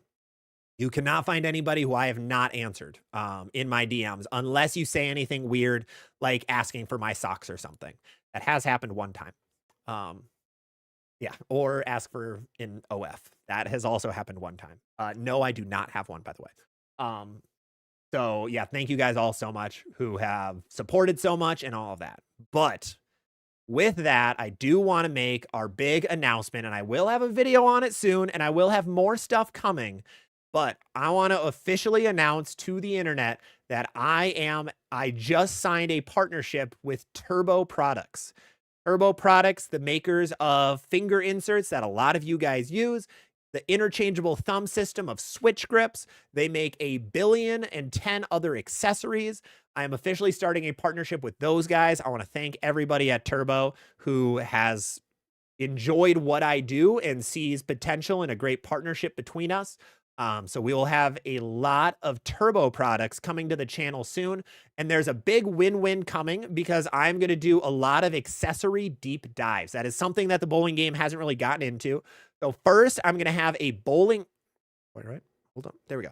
A bowling.com video that is all about accessories, like various accessories that you should have in your bag to make sure you're not missing any. I want it to be a one-stop shop for all accessories that you can grab. But also, we're going to have some Turbo-specific ones. What are the difference between the different kinds of finger inserts? Lifts versus ovals versus quad twos. What are the difference in colors? Why are clears tackier than an all black or an all white finger insert? Should you get interchangeable thumbs? Should you not get interchangeable thumbs? What do you do if you have a hypermobility in your elbow? Like that, for example. There is a product for that I just found out about, and I'm so excited to do it. And my elbow cracked a lot when I did that. I don't think the mic caught it, but wow, that was aggressive. Ooh. But we will be having a lot of stuff with Turbo coming up. So huge thank you to those guys. We have a lot of videos coming. We'll have official announcements and all that jazz, but I want you guys to kind of know first. Now, Discord technically found out first, so make sure to go check out our Discord if you want to go hang out with a lot of cool bowlers. You can make fun of me a lot in there, and you can choose my league bag if you want. You can either make my life really happy and let me throw the Rockstar Amped, or you can make my life really miserable and make me throw a Torpedo Direct Hit at league. So you can do that. We have a lot of other cool stuff on the Discord. They usually get information first in a lot of ways, and then it comes to YouTube and everything else. So huge thank you to those guys. Thank you to everybody who's giving congrats in the comments. I really do appreciate it. Jaybird, Mike, Thomas, Tyran, Big Johnson. What's a DM? Oh, so many comments. Lindy, thank you. Big B, I enjoy West Seattle too. One of my go-to channels. Dondrick, I use Jopo. that's all right. Like there's all the companies. The good thing with bowling right now is I think 2026 is the best year so far for all bowling products. there's usually like stinkers out there in bowling products of like, ugh, stay away from that. But right now I think is a really strong time for bowling stuff. So I think, yeah, it's fun. JR, welcome to Team Turbo. You guys are Turbo? Really? Oh, shoot, I'm with you. Oh, I might have to talk about that contract then. Ugh, shoot, I might have to hit him up. No, that's awesome. That is awesome. Congrats. Thank you, Tori. Really appreciate it. Tajir, Josh, thank you so much. Yeah, thank you guys. So you'll have a lot of turbo stuff coming very soon. And I just want to get you guys true bowling education, content, positive stuff to help you enjoy this lovely game that we all know and love. Now we need some ZVL socks. We might have some apparel coming soon. There might be some teases of apparel. I've got a couple of things I need to look at for apparel. But we might have some more coming soon, hopefully there, because I know apparel's been a big one and I haven't really had a true place to have a lot of different options because I still owe Too Tall some Tall Bowlers Club shirts and some Short Bowlers Club shirts. Too Tall, don't worry. The minute that we make those, I am sending one your way, like without question. But there should be a lot of cool stuff. So this is just a good, this is going to be a really cool thing to have. And for like personal reasons, like I've only used turbo my entire life. I've only used switch grips. Everything I've bought is generally turbo. So this is an awesome opportunity for the channel. And I do want to talk quick, like about the unbiased look of the channel. My goal with being unbiased is that I want to be unbiased towards all bowling balls. Like I want to be able to talk everything bowling ball. That's an area that everybody kind of segments themselves. With the accessory game, I personally don't see it as like being biased now towards, you know, like in certain ways. I have always, all the companies do great things. And I see the same thing with jerseys and shoes as well, where those are areas where if opportunities arise, we'll see what happens for the channel to try to help you guys get some more info. For bowling balls, though, I will never accept an exclusivity contract. That will not be something that ever happens. So do not worry on that front. You will not hear me only talking, you know, Motive or Brunswick or Storm or Swag only. That is not what this channel ever become. It will always be unbiased. It will always be true to our roots, which is we only talk one product. We know, we will know when you become a shill. That's true. It's going to be obvious. It's going to be there. Oh, that's a good point. That is a very good point. All right. Well, let's open some Q&A up. Give me some questions. I missed a lot of questions earlier, and I apologize. So please comment anything and any questions you have. If it's bowling balls, if it's bowling related, if it's not, whatever it may be, please throw any questions you have. My voice is actually staying kind of together right now, which is great. So I want to be able to hit a couple questions. So Brody Veal over on TikTok, do you like the Max Thrill Solid? I actually have never thrown the Solid. I just got rid of my hybrid. I did not match up well with it at all. I think the Solid is better, personally. A lot of people like the hybrid. I like the Solid better. I think the Solid is the best max throw. So it's a very strong ball for what you're getting from it. It's a very, very strong bowling ball. Let's see. When is a good time to get a second ball, Brandon? It kind of depends on you. If you don't find a reason where you need a different ball, I think one is okay for a while you get your feet under you and learn a little more about your game. I always think ball number one, you should get whenever, but ball number two should only be once you're kind of figuring out what kind of style do you like. Are you going to stay as a one-hander, a two-hander? Have you found yourself to be more rev dominant, speed dominant? Because once you have that first ball, then the next one you want to be able to pair with it. And then the third one you want to pair with those. And then you're just kind of like doing building blocks to a certain degree above that and around that. So once you kind of get to that point, that's when that second ball should be what you look for. Let's see. Oh, RJ, your team turbo too. Nice. Awesome. Blake, I'm working to be, hey, Rick, thank you for the resub. Really appreciate it. Blake, looking to be with 6 months. Also, hold on, Rick, for 6 months. Thank you, man. You might be our longest subscriber. So huge shout out to Rick. Rick, you're always hopping in. So I really do appreciate you always jumping in. Remember, I recognize all of your guys' names if you've been here multiple times. So I keep an eye on you all. KJ, thank you for the follow too. Blake, I'm looking to be more balanced as a two-finger, one-handed bowler. Do you think an Ion Pro Solid would be still a step down from Phase 2 Pearl? Yes, I think so. Perry takes good care of us. Love that. Love that. Love that. Tyran, ZVL League Bag. Entity, Direct Hit, Ember, Level, 78 Outer Limits. Tyran, you keep good track, because you're right. The only ball I would disagree on that is the Entity and the Outer Limits.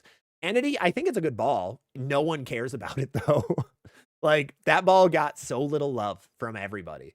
And then same with the Outer Limit. Well, the Outer Limits, it's a good ball for, like, the solid one is good for, like, 50 games, and then it really calms down. It really falls into a weaker category. Not weak, but weaker. What do you think about PBA banning urethane? PBA technically didn't ban urethane. They banned the soft urethanes. So they have 78 hardness is still allowed, and that'll probably be the play for the foreseeable future. But I think it was a good move. The soft urethanes were really just dominating the market. So I think that's for the best. And a lot of people, like when they were doing their tests, they found a lot of really, really soft urethanes. They took a few away. Adam, thank you for becoming a member, man. Appreciate it. Do some socks. Everyone wants socks now. Oh, no. BDG, I use Jopo, but also traditional slugs and balls, not in the main rotation, simply as cost-saving measures. Absolutely. G. Bryant, thank you. Let's see. To Joe, I know it's probably psychosomatic for turbo, but they just feel better. Dude, that's how I've always been. That's how I've always been. I might try a turbo thumb after I see a few more reviews. And that's one thing I noticed is there aren't many reviews of thumbs, like interchangeables. It's kind of surprising. I thought there would be because that's a very common product. I always recommend a interchangeable thumbs for people with like more than 3 to 4 bowling balls. Just it's easier to keep track of like how big and small your thumb is. And I live in, you know, Minnesota where the temperature can be 100 or negative 100, it seems like. So your thumb is always changing sizes. So I think that's always a big one. What do you think about the Deviate Dark Side Curse? The Dark Side Curse is weird because it's so weak, but it's also weirdly smooth. So like if you're looking for like an IQ Tour reaction, but like a baby version of it, or like a weaker version of it, I think that's a good option.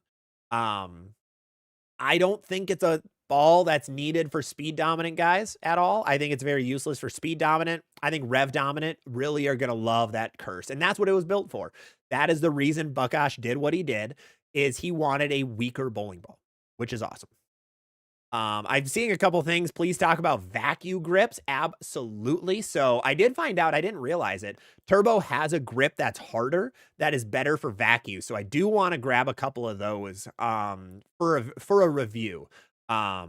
Vacuum is so interesting and more people are switching to it and more people love it. I just heard from someone over the weekend, very accomplished bowler. He was like, I think vacuum is the best switch I ever did, is going from regular to vacuum, which was cool to hear. I mean, I've heard a lot of amazing things about vacuum. I've only tried it once and it did not work for me. May that Venom Shock that I tried it on rest in peace, but maybe in the future, Very interesting when that video comes out on the harder grips. Yeah, and that's one thing you guys, I didn't know, is that the grips have different hardness levels. Like literal, they have the durometer hardness of them, which is cool. Lizard, what ball is closest to the Sub-Zero and the Equinox Solid or the Mayhem? The Evoke Mayhem is closer. Yeah, the Evoke Mayhem is definitely closer. Tor, how come none of the dry lane ball reviews actually showcase balls on a dry lane? That's one of the big problems. A lot of the times in a ball review, what the ball is supposed to be best for is not what they use it on. Zero Mercy, you probably didn't see it much on 46 feet and hard. You probably saw it on 42 feet house shot, which isn't really its pride and joy. Same with the Spartan. I showcased the Spartan a little bit, and that ball has sucked for me on a house shot when dull. It was terrible. When it was shiny, it was good. When it was dull, it was terrible. It looked terrible out of box. I flat 10'd so many times with that thing. But with polish on it or on a heavier shot, it looked pretty okay. I wonder if I bring that this weekend. What do you guys think? Should I bring a Spartan or should I bring an Evoke Mayhem this weekend? I'm bowling a couple of tournaments. I shouldn't need them very much. It's both in some high friction centers. But which one should I bring? Tyran, yeah, a bunch of dry lane balls on dry lanes would be interesting. Hey, I can get you that, luckily. Tori, Mayhem is a good lefty ball, which makes me happy, but good for league. First ball, I think the Ghost is going to be a better league ball because it is quicker down lane. What are some good lefty balls? Jeff? Fun story about that. I have a lefty-specific video coming in 4 days, I think. Maybe 3 days. Lefty one is February 15th, actually, is when, no, 11 days. So February 15th, I will have a lefty video. Arsenal, tips, why the left is different from the right, why lefties are cheating. Wait, okay, maybe not that last one, but all of those stuff, all that will be talked about in that lefty video. And I promise I'm not mean to lefties either. I actually am not. I made 0 mean comments towards lefties in that video. BDG, I have to mess with the surface of my Max Thrill Hybrid. It goes too long at home center at box. I did everything to mine. It was polished and it looked bad. I dulled it up and it was super strong, but it was never really usable. Like, it was too strong to play from straighter, but it was too smooth to play from deeper. The Avedors? Sorry, man. I'm butchering your name. I wish someone would do a company jersey comparison for garment and print quality. I do have a jersey video from a while ago of bowling jerseys explained that goes into it a little bit. Jaybird, all I know is Turbo. CDB is on their staff, and that's what she and her husband suggested when I got back into bowling. Oh, yeah, Carolyn is very high up in Turbo. Yeah, I don't remember her exact role, but I actually in my daily show, before I signed my contract, I told her, like, hey, can you send in you should send in a good thing for Turbo for me so they don't think I'm bad. And she loved that. So yeah, no, she is very high on Turbo. So I haven't even told her yet. I have a show again with her on Friday. So I'll tell her Friday. I could text her. I'll be fine. G. Brian, it's a great opportunity. Thank you, man. Appreciate it. Fitzy Grand, love the name.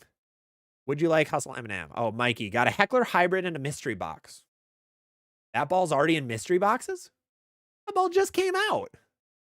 Is it a good second ball to the max effect? Yes, it is. But that ball just came out like 3 months ago? Huh. Crazy. Crazy.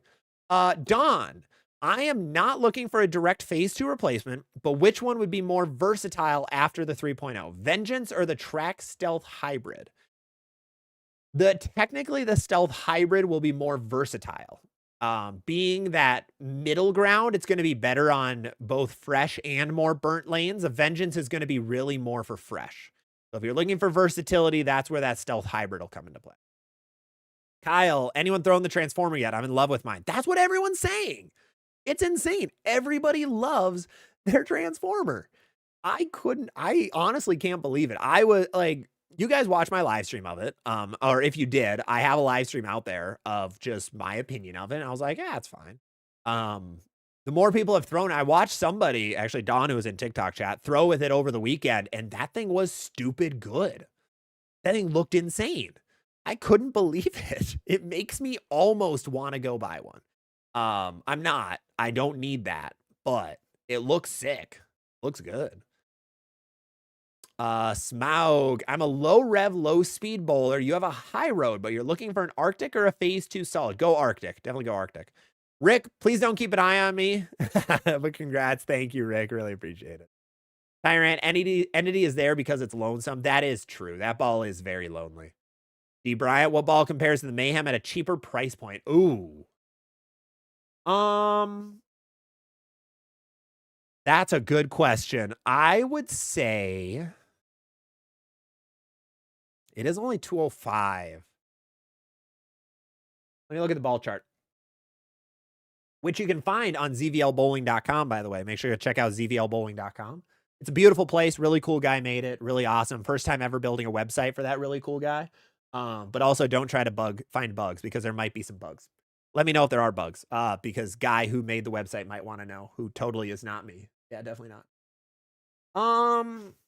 No, not that. Max Effect? Paragon Shadow? Outer Limit Solid. I think Outer Limit Solid is close.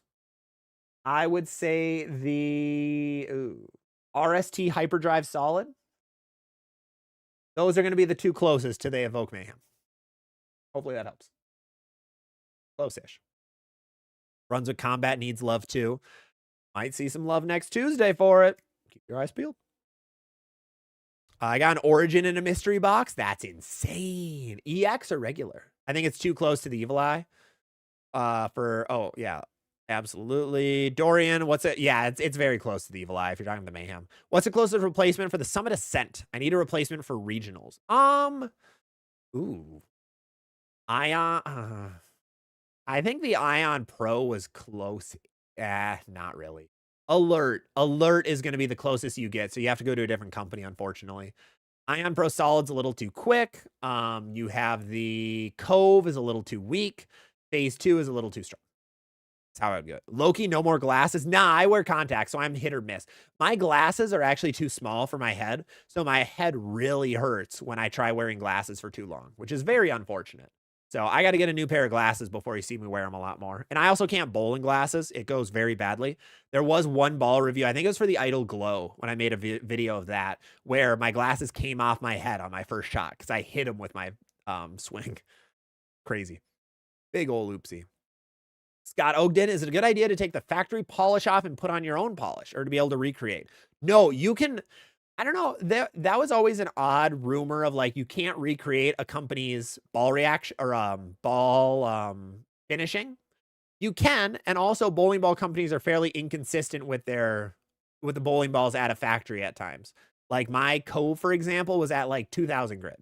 It was supposed to be 4000, but it was a very chalky 2000. I had another guy who said theirs came at like 1000.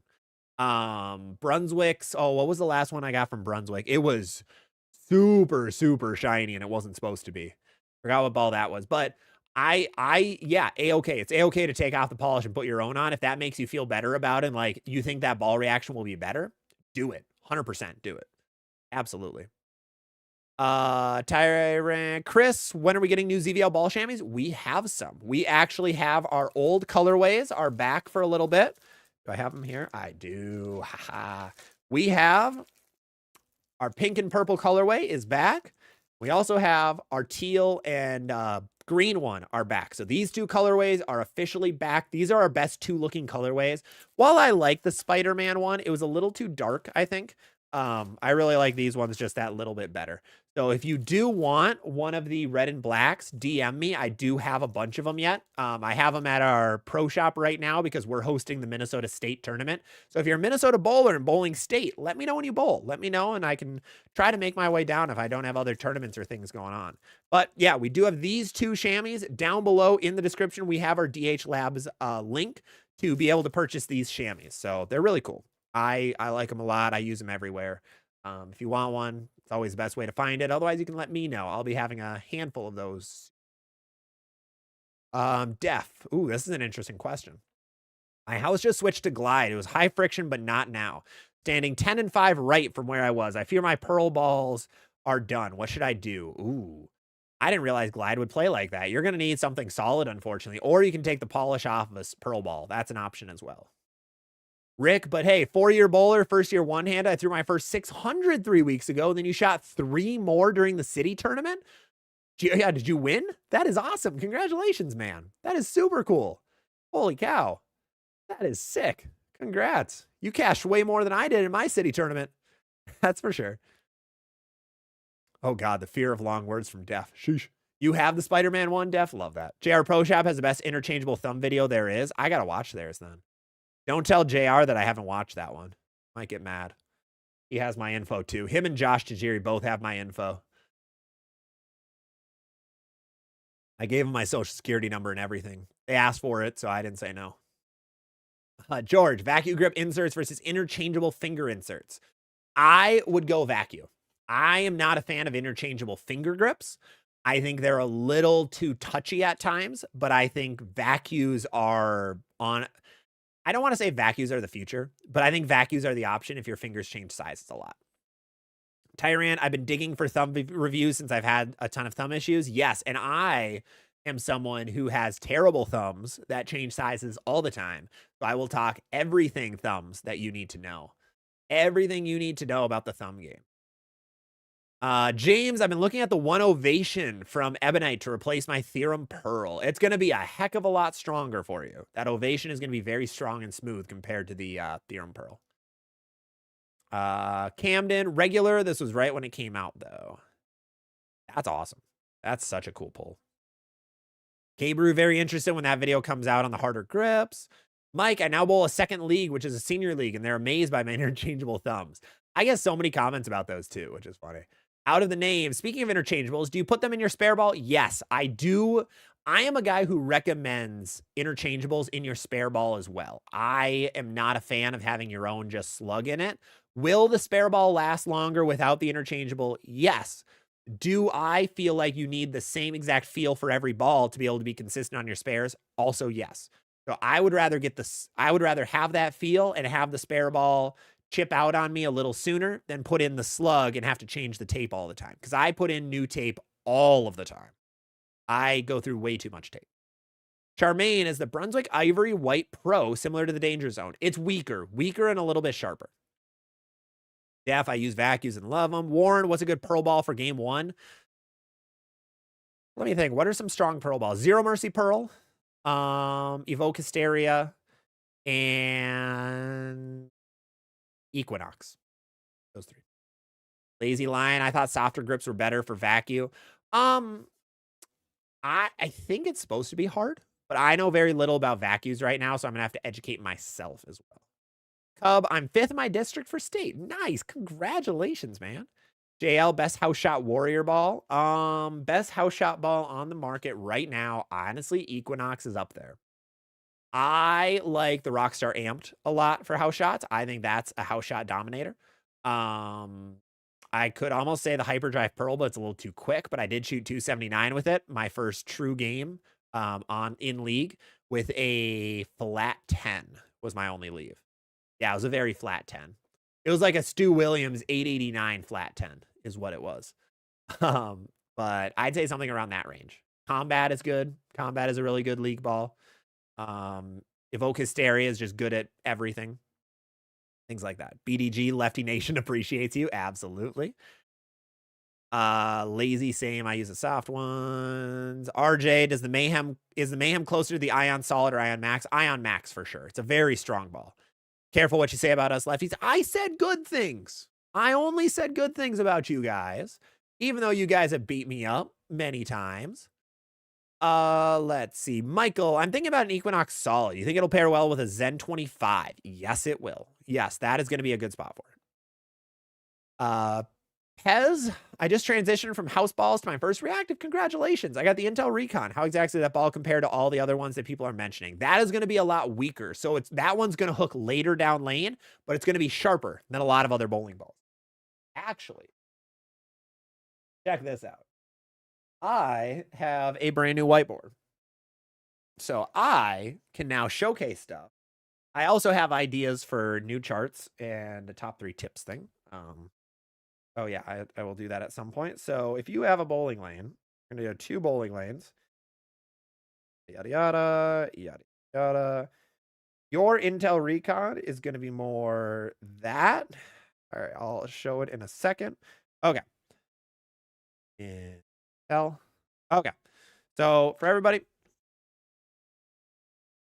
Intel Recon over here, it's going to be a lot longer and then a lot sharper.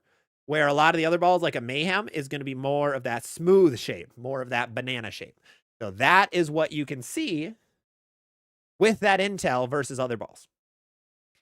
Hopefully that helped. Now I can do a lot more pretty drawings for these videos, which is going to be great. Love it. I love whiteboards. They're so much fun to use. JC, if I could go back in time, I would make myself a lefty. Kyle, I'm going to have to learn how to throw backup with my level. Might be tough. Sleepy, my fingers swell and I'm a big supporter of the clear grips. I change every ball to clear minus the clear rose spare ball. There you go. Nice. Yeah. And for some people, certain grips feel better. I have a guy, like one of the guys who is in our shop, hates it. He hates clear grips. He says his fingers rip every time he uses them because they're tackier. So it's to each their own. Doc, what to get next? One-hander, low rev, medium to high speed. You have an Onyx, a Crimson, a Shock, a Max Drill. I would go... It looks like you like Motive a lot, so I would go like a Primal Ghost. I think a Primal Ghost would fit well. Oh, that was Dasher. Hippa, ba-ba-ba-ba. Fear of long words. Lisa Cadell over on Facebook. More ball reviews by female bowlers. Hard to translate ball reviews from men with much higher revs and speed. There, yeah, Danielle McEwen is one, but I don't... Malia is one who does ball reviews, but that's about it. Yeah, it's Malia Briggs, Danielle McEwen, and they are both Storms, so there are no Brunswick female staffers that do that. I think Sydney... Is it Sydney Hollinger? No, I might have mixed her name up. I follow her on Instagram. Hollinger, she does Brunswick. Sarah Clausen does Brunswick. Motive has, I think Elise Bolton is about the only one. Smaug, have you ever heard of washing bowling balls in hot water and soap? Do not do that. I do not recommend that. You can try if you want to try to get the oil out of it, but it can mess up the ball. I recommend going to a rejuvenator at a pro shop. That's going to be the cleanest and safest way to get oil out of your ball. Blake, I'm right-handed. Should I learn lefty so I can bowl 300 easier since it's cheating, as we all know? I will let Barks answer that one. Sarah Clausen has some good videos. Absolutely. Elise, yep. Yeah, there are some that do that. DCE, do you know anything about Bolero Blaine or Lucky Strike Lakeville? I'm bowling at both those centers for junior gold this upcoming year. They both hook a lot. Both centers hook quite a bit. So be ready for that. Every center in the Midwest, in the upper Midwest, hooks a lot. So if you went to Green Bay, expect similar things here in Minnesota. Steve Jacino, I'm going with an interchangeable thumb since I struggle with swelling. Are there any downsides to making the switch? More money. That's the only thing, is it costs about $5 more usually to put in an interchangeable compared to getting an actual urethane slug. So that's really the only negative. They do have the potential to break. All interchangeables do. If your pro shop puts them in correctly, then you're going to be okay. Then there shouldn't really be a problem. Biggie, if you practice in bowl league with the same balls, how quickly do you run to the pro shop? If you practice in bowl league with the same balls, how quickly do you run to the pro shop? What do you mean? You practice in bowl league with the same balls. You know, I mean, you should always run to the pro shop. Never walk to a pro shop. BDG, I'm working on that T-Rex. So far, my mystery balls are Combat, Sublime Focus, Real Time, Entity Pearl, and Power Hitter. Wow. John, Track Stealth Hybrid is discontinued. Track Stealth Mode. Oh, I see what you're saying. And you said, what was it? Vengeance? I think the Stealth Mode is a little rounder. Stealth Mode might be a little later. Not by much, though. Tonya, I got the Vengeance. I used it on Saturday. And oh, yeah, we talked about that. All over the ball. The opener, don't know what to get. A new one, paid $220. Yeah, Tonya, go talk to the pro shop. Tell them what happened at the bowling alley. So that's for anybody. If the lane machine destroys your ball, go to the front counter immediately. Tell them, because they need to, I mean, usually they want to repair the lane, because usually usually they will pay for any repairs that need to happen. But then go talk to your pro shop as well to see if it can be fixed. Alert similar to the Mayhem? No, they are not similar. The Alert is a lot weaker and a heck of a lot sharper. Rick, just got word I'm in the city roll-off too. Congratulations. Jaybird, you haven't said anything about the Energize in a while. Have you fallen off that high? No, I still like it. I just haven't bowled a whole lot to throw it. I haven't bowled a tournament in 3-4 weeks that I've actually been able to use it. And the Energize is in a tough spot for me because I have the Viking, which is close. It's a little weaker, a little quicker. I have the Origin, which I adore. So I usually bring the Origin for tournaments. And then I have like Jackal Onyx that's shiny now that kind of fits in the same spot. So I'm not off of it. But I think there's a lot that goes there in my personal bag. So that's the tough thing with it. That is the very tough thing with it. Def, I threw the Alert and the Mayhem side by side and they roll pretty similar. Well, that might be house shot situation where if you watch like my ball motion video, I made a Jackal Onyx look like a High Road 40. So it's possible to make balls look similar, but no, the Mayhem is a lot earlier and smoother. Tori, as a lefty, I always knock the polish off. Yep, absolutely. George, out of all these new releases, I'm still loving the first ball I got last year. It's a Hazmat Solid. Hazmat Solid was a sleeper pick. Very much. Let's see. Trevor Master, Hammer Black Widow Mania thoughts. It's a great ball. Yeah, that thing is one of the better ASIM pearls from Brunswick right now. Tips for 18. Soon to be bowler with 1-300. Want to get more exposure. Social media. Social media is your best play, but don't just post yourself like throwing clips on social media. You gotta try to build a following if you want to, or go to a lot of tournaments and win. Do well at tournaments. Those are the options. Hey, Dasher has now has the Spider-Man one. Joe, I'll have to procure them. They also add 15 pins to your average. That's true. That's true. Maybe don't admit that on live stream. What do you mean? You're not gonna misuse that info. Jeff, I bought 2 SHAMMIES tonight during the show. Thank you, Jeff. I really appreciate it, man. Thank you. JC, do vacuum grips work if you drink too? Yeah, absolutely. Well, that's kind of the big one. If your fingers swell, like I know a lot of people when they drink at bowling, their fingers swell up a little bit. That does help them a little bit. Do you know when Bowlers Network goes live? I do not have a date for when Bowlers Network goes live. They're still in beta, but hopefully it'll be very soon. I'll have to ask Jay about that soon. Unless one of them is watching. Give us a date. Francisco over on TikTok. Could the physics blackout be a decent benchmark? I think it's a little too strong for a benchmark. Remember, a benchmark is what is in the middle of your bag. A benchmark is a ball where you have balls that are above it and balls that are below it in terms of strength. So a physics blackout, I see as like your strongest ball. So it really isn't a benchmark then. WNS, how is the mixed platinum you got? It rolls straight. I have missed one spare, and it was a 6-pin because I was dumb. But I did pick up a 6, 7, 10 with it, and I did pick up a super washout with it because it rolls so much straighter than my other mix. I don't know why, but it does. But I really like the platinum right now. I think it's good. I haven't thrown it a whole lot. I only drilled it last week, but I've liked it so far. Interchangeables and everything. I mold my thumb, use tape as needed. Always a good option too. Tyran, kind of wondering if Motive is going to take the Hysteria cover and slap it on a Venom. 100% they will. Bill, I'm excited to watch the PBA on the CW. Felt the Fox was getting stale. Your thoughts? I would agree. It's kind of hard for bowling has had a hard time being super entertaining on TV. So I think there's going to be a lot of good positives coming soon where hopefully it's going to be more fun to watch. Like you can watch it. It'll be actually exciting to watch. And I think we got into a bad rut where like commentary was very similar every week and everything was very, very much the same. So you really had to be a bowling fanatic to really, really love it. I think with Sherman in the booth this year is going to help a little bit, bring in a new fresh light. I think CW seems to be bringing a few more cool things as well. Show us your platinum mix. There it is.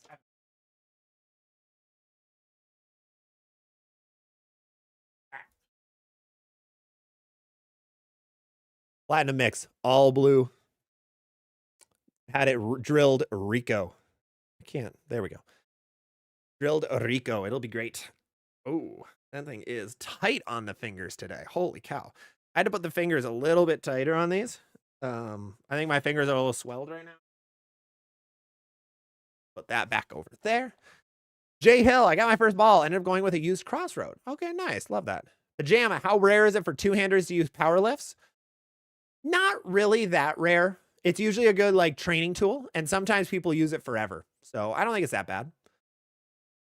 Let's see. We got to scroll just a little. Oh my God, I'm so behind on comments. I'm only 8 minutes behind. Holy cow. Robert, do I need a benchmark if I do all of my bowling balls in the same house with similar oil quantity?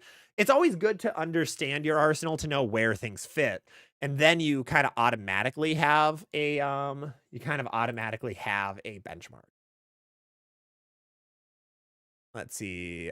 Tori Casey, bowling as a lefty can be an advantage when it's good, but when it's bad. True. Look at the PBA Tour last year. Very few lefties did that well because it is tough. Camden, would you want a once drilled origin? No, I have a fresh origin in box yet. EJ, thank you for the follow, man. Appreciate it. Stephanie Johnson does Brunswick reviews now too. Oh, she does. Good. That's awesome. Good. T-Bull, best storm ball for rev dominant house shot. Something like a Cove is going to be best there. You want weaker equipment then. Maximum cheat mode. Lefty two-hander, purple hammer. The Spencer Robarge approach. I want to throw the purple one. So I'm going to go and sign and throw the purple one. Dasher, how do you spell your name and guess where I am? Are you at the bowling alley? Be awesome. Z-A-K is mine. Different way of spelling Zach. What's your favorite dry lane ball? My personal favorite right now is the High Road 40. Val Bercier is B7. I don't think she makes equipment though. I don't think she makes equipment at all. Matt Dooley, what's the best benchmark ASIM solid for heavy oil lanes? I don't know if we can use benchmark there, but just something a little more versatile will be like that Black Widow 3.0 Equinox solid type range of bowling ball. All right, we have a lot of comments that I'm going to keep trying to get through. Holy cow. How much should a pro shop be charging for a used blackout? Depends how used. If it isn't thrown very much, maybe 100. Mike, how often do I change the tape in my thumb hole? I'm bad and I don't change it much, but I think you're supposed to every couple months. BDG, I'm intrigued by JR's video on his new ball rack. Is he still trying to make bowling products? Thing. Got my wrist stand on my keyboard. Yeah, why is he going to like making bowling products? Like, cause he tried that laser system and I don't know whatever happened with that. I don't know if he's off of that already or what. But no, he's right. Ball racks, like wooden ball racks, do cause cracking. I have had the most bowling balls crack because they're on wood racks. So that is a big issue. So I agree in that sense. Like, to avoid cracking, you don't want to put your bowling balls on carpet or on wood. Those are very porous materials. They're going to absorb a lot of that oil and cause problems. Valerie has done ball reviews, but hasn't recently. Okay. Is Walter Ray hurt? Saw a video of him at league. Yeah, he's throwing lefty right now. Yeah, he injured his shoulder, what it was. But he just loves bowling, so he keeps going. All right, we are going to do a last call for questions. We're at about 8 o'clock. So we are going to do any final questions you guys have, and we'll end it around like 8:05. So thank you guys so much for watching so far. We'll do a last call for questions, and then we'll go through our full outro. But Nerdy, how often should you get new finger inserts? You're supposed to every like 6 to 8 months. Absolutely. JR, I'd like to clarify, JR Raymond is not affiliated with JR Pro Shop. That is correct. It is just an ironic name. Yes. So Raymond is not associated with the Pro Shop variety of JRs. Turtle Guy, I don't know if you saw my comment, but it's bad to not use interchangeables in a spare ball, so I don't need to switch. No, it's not bad. It just is more work because your feel might not be the same, because if you change a piece of tape in your interchangeable, you also have to change it in your spare ball. So that's one problem. And you don't throw your spare ball every shot. So there might be times where like you add in a couple pieces of tape, you throw 5 or 6 frames with your regular ball, then you go to your spare ball on a 10 pin. Well, now you're spending 3-4 minutes putting more tape into the spare ball, which isn't the most fun thing in the world. 300 Dreamin', do you know how heat or AC affects the oil? Yes. Usually for me, the colder it is, the heavier the oil feels. And the warmer it is, the lighter the oil feels in the bowling center. That's usually how it is for me. Cub Killer, any advice? I'm 5th in my district in our right now, and our last match is tomorrow. Keep sparing. Keep sparing, get some strikes, see what happens. BDG, he's doing pinpoint laser devices. Good for coaching, but not affordable. Yeah, I thought I saw his price was bonkers. But I didn't know if he was still on that or if I know he mentioned something about how he was lowering the price or something. So I was curious if he was still doing that or if he's kind of gone off to something else. He said balls crack when not used for a long time and sitting still. Does that really happen? Yes, that can also happen. But the material is more important. Absolutely. So a lot of those options can happen. I know some people swear that every couple of months you have to spin your bowling balls a little bit to make sure that they don't crack. Yeah, that's one reason. Another one is just the material they're on. Is the alert good with the Ember or the phase 2 solid? Yes to both. It's going to be better with an Ember because then you have a solid and a pearl option again, with each other. Hubert, I've had a Brunswick Twist for 4 years. What's a good time to upgrade? If you feel like you need something that you can play deeper on the lane with, then I think it's a good time. 4 years is a long time for a Twist. That ball probably is not hitting very well anymore. Difference between an expensive spare ball, like a clear spare ball, versus a cheap T-Zone JLM, it is only looks. The only difference is the clear one looks way cooler than a T-Zone, but that coolness factor makes it $100 more expensive. That's all it is. A mix is more expensive. A mix in Axe, things like that are more expensive because they have urethane or something or reactive in their cover stock, so they crack less. But like T-Zones, white dots, ices, it's potato. How about J.R. Ewing? That's awesome. Jacob, is double dribbling the ball bad? How do you fix it? Usually it means either you have very bouncy lane panels, like your lane panels weren't put in correctly, or your ball is going too direct in the lane when you let it go. So that usually is why it's bouncing. It causes the ball to hook less down lane if you do. So you probably are using a little too much muscle in your shot. JC, my shop was charging a lot for Vice and the Joe Pose are just a better feel. Tori, would an Axe hold up better with interchangeable thumb versus plastic? Yes, it will. Yes. MN Flyer, Evoke or Amped for outside. The Amped is more versatile. If you're on a lot of oil, that's where the Evoke's going to be best. JR made a ball rack that turns automatically. Oh. That's... okay. Huh. Automatic. Okay. You do you.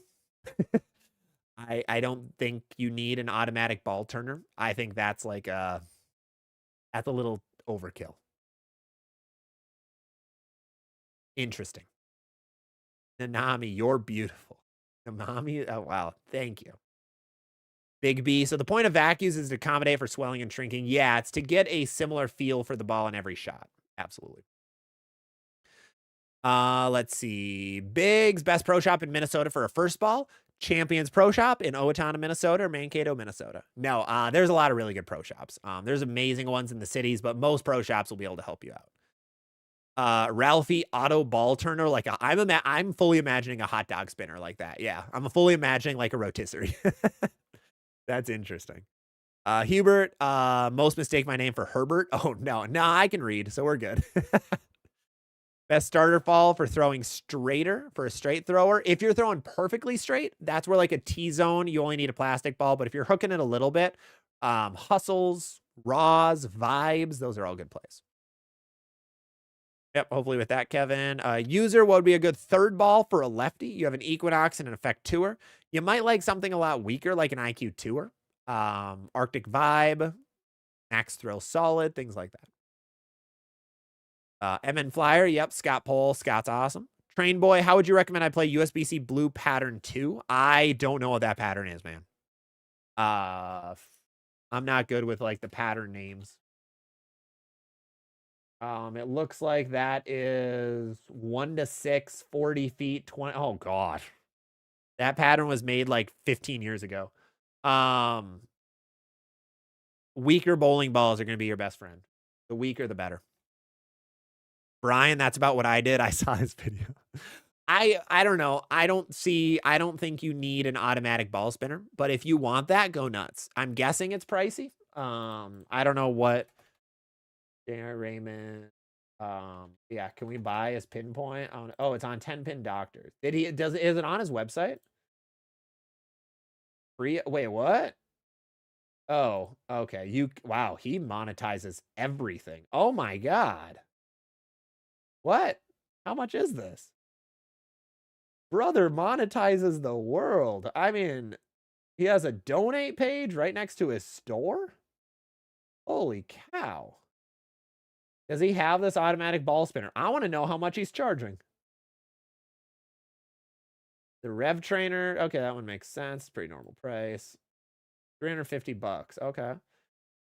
That's not terrible. Interesting. Can you buy the ball on his site? Oh, wow. He has a lot. Interesting. Owner count, review count, demo video, availability. Wow. Huh. Sorry, I'm just getting lost in JR's site. That's interesting. Tyran, need a ZVL 52 card playing deck. We'll see what we can do. Bing, my 3-ball arsenal is an Effect, a Pure Envy, and a Black Widow Ghost Pearl. I want to bring in a Zero Mercy. If you bring in a Zero Mercy, you'll have to drop the Pure Envy, would be the one that you get rid of. Ralphie, due to wrist injury, any technique or equipment tips? I mean, a lot of tape, and I think a better fit for your hand will help that a lot. I think those will be the plays.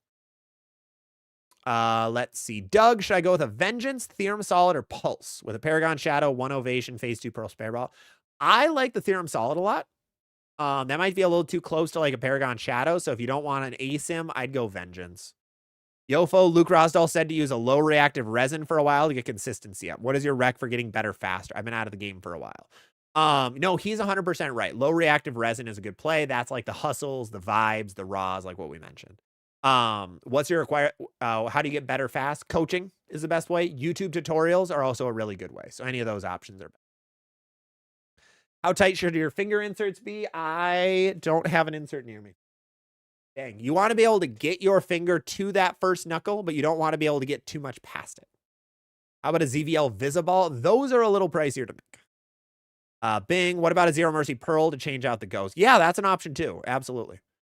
Isaac Brennis, how do you feel about the Brunswick Combat for a Rev dominant player? I think it's a little too much for a Rev dominant player. Unless you want like a super strong ball, then it's not going to be great. Cody, why do I keep hitting the pocket, leaving 7-10 splits? Your ball is losing a lot of energy. You're either speed dominant, or you don't have too many revs, or your ball is just burning up too quickly. That's when 7-10s happen. So you got to move around on the lane, try different, try to work on your release a little bit to get a few more revs on it, something like that. But with that, we are going to call it on that. So I want to thank each and every one of you for hanging in today. Sorry, we went a little bit over.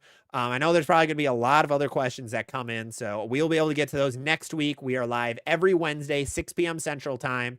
Apologies, we went on a little bit of a rant today, but I think that was needed. Is it going to get us anywhere? Probably not, but hopefully one person's ears hear it a little bit. Hopefully we can fix the ball review game. Hopefully we can have some really good things come to the bowling world. At the end of the day, my goal, I really want to just grow this sport. That's my goal, and that's my reason I'm here, is just grow bowling. Get more people into bowling, make it more entertaining, more fun, because if bowling grows, we all grow. There's no reason for me to try to line my pockets with money off of you guys, and I don't think any other person on the internet really should try that as well. You want to make a lot of money, this is not the industry to do it. Go into something else. But I want to thank each and every one of you for hopping in. Smaug, thank you so much for the follow. Appreciate it. Thank you guys so much. I'm going to say goodbye to TikTok first. So TikTok, I will see you on the next one. We have a lot of cool content coming. Make sure to follow before you leave so that you can stay up to date on all of that content. All right. And then it's all the long form platforms, Facebook, YouTube, Twitch. Thank you guys all so much. Really appreciate it. Like I said, we have a lot of cool content coming tomorrow. Top 3 tips on buying your next bowling ball is going to be coming out. You're going to hear a few things that we talked about today, but top 3 tips on buying your next ball, how you can make sure that you make the right choice. We do have a little bit of a difference of a thumbnail. I did actually I did hire out a thumbnail creator for it. So let me know what you think of the thumbnail on it. But otherwise, we have Sunday is, what is Sunday? Sunday is going to be a special video that we haven't announced yet. And then we're going to have a lefty video coming soon. And then we'll have Brunswick announcements coming very soon as well, as we saw yesterday. So thank you guys all so much for watching. I really appreciate it. Like I said, Wednesday, 6 p.m. Central Time, we'll be live yet again. I will see you all on the next one. Where's my page? There it is. Bye-bye.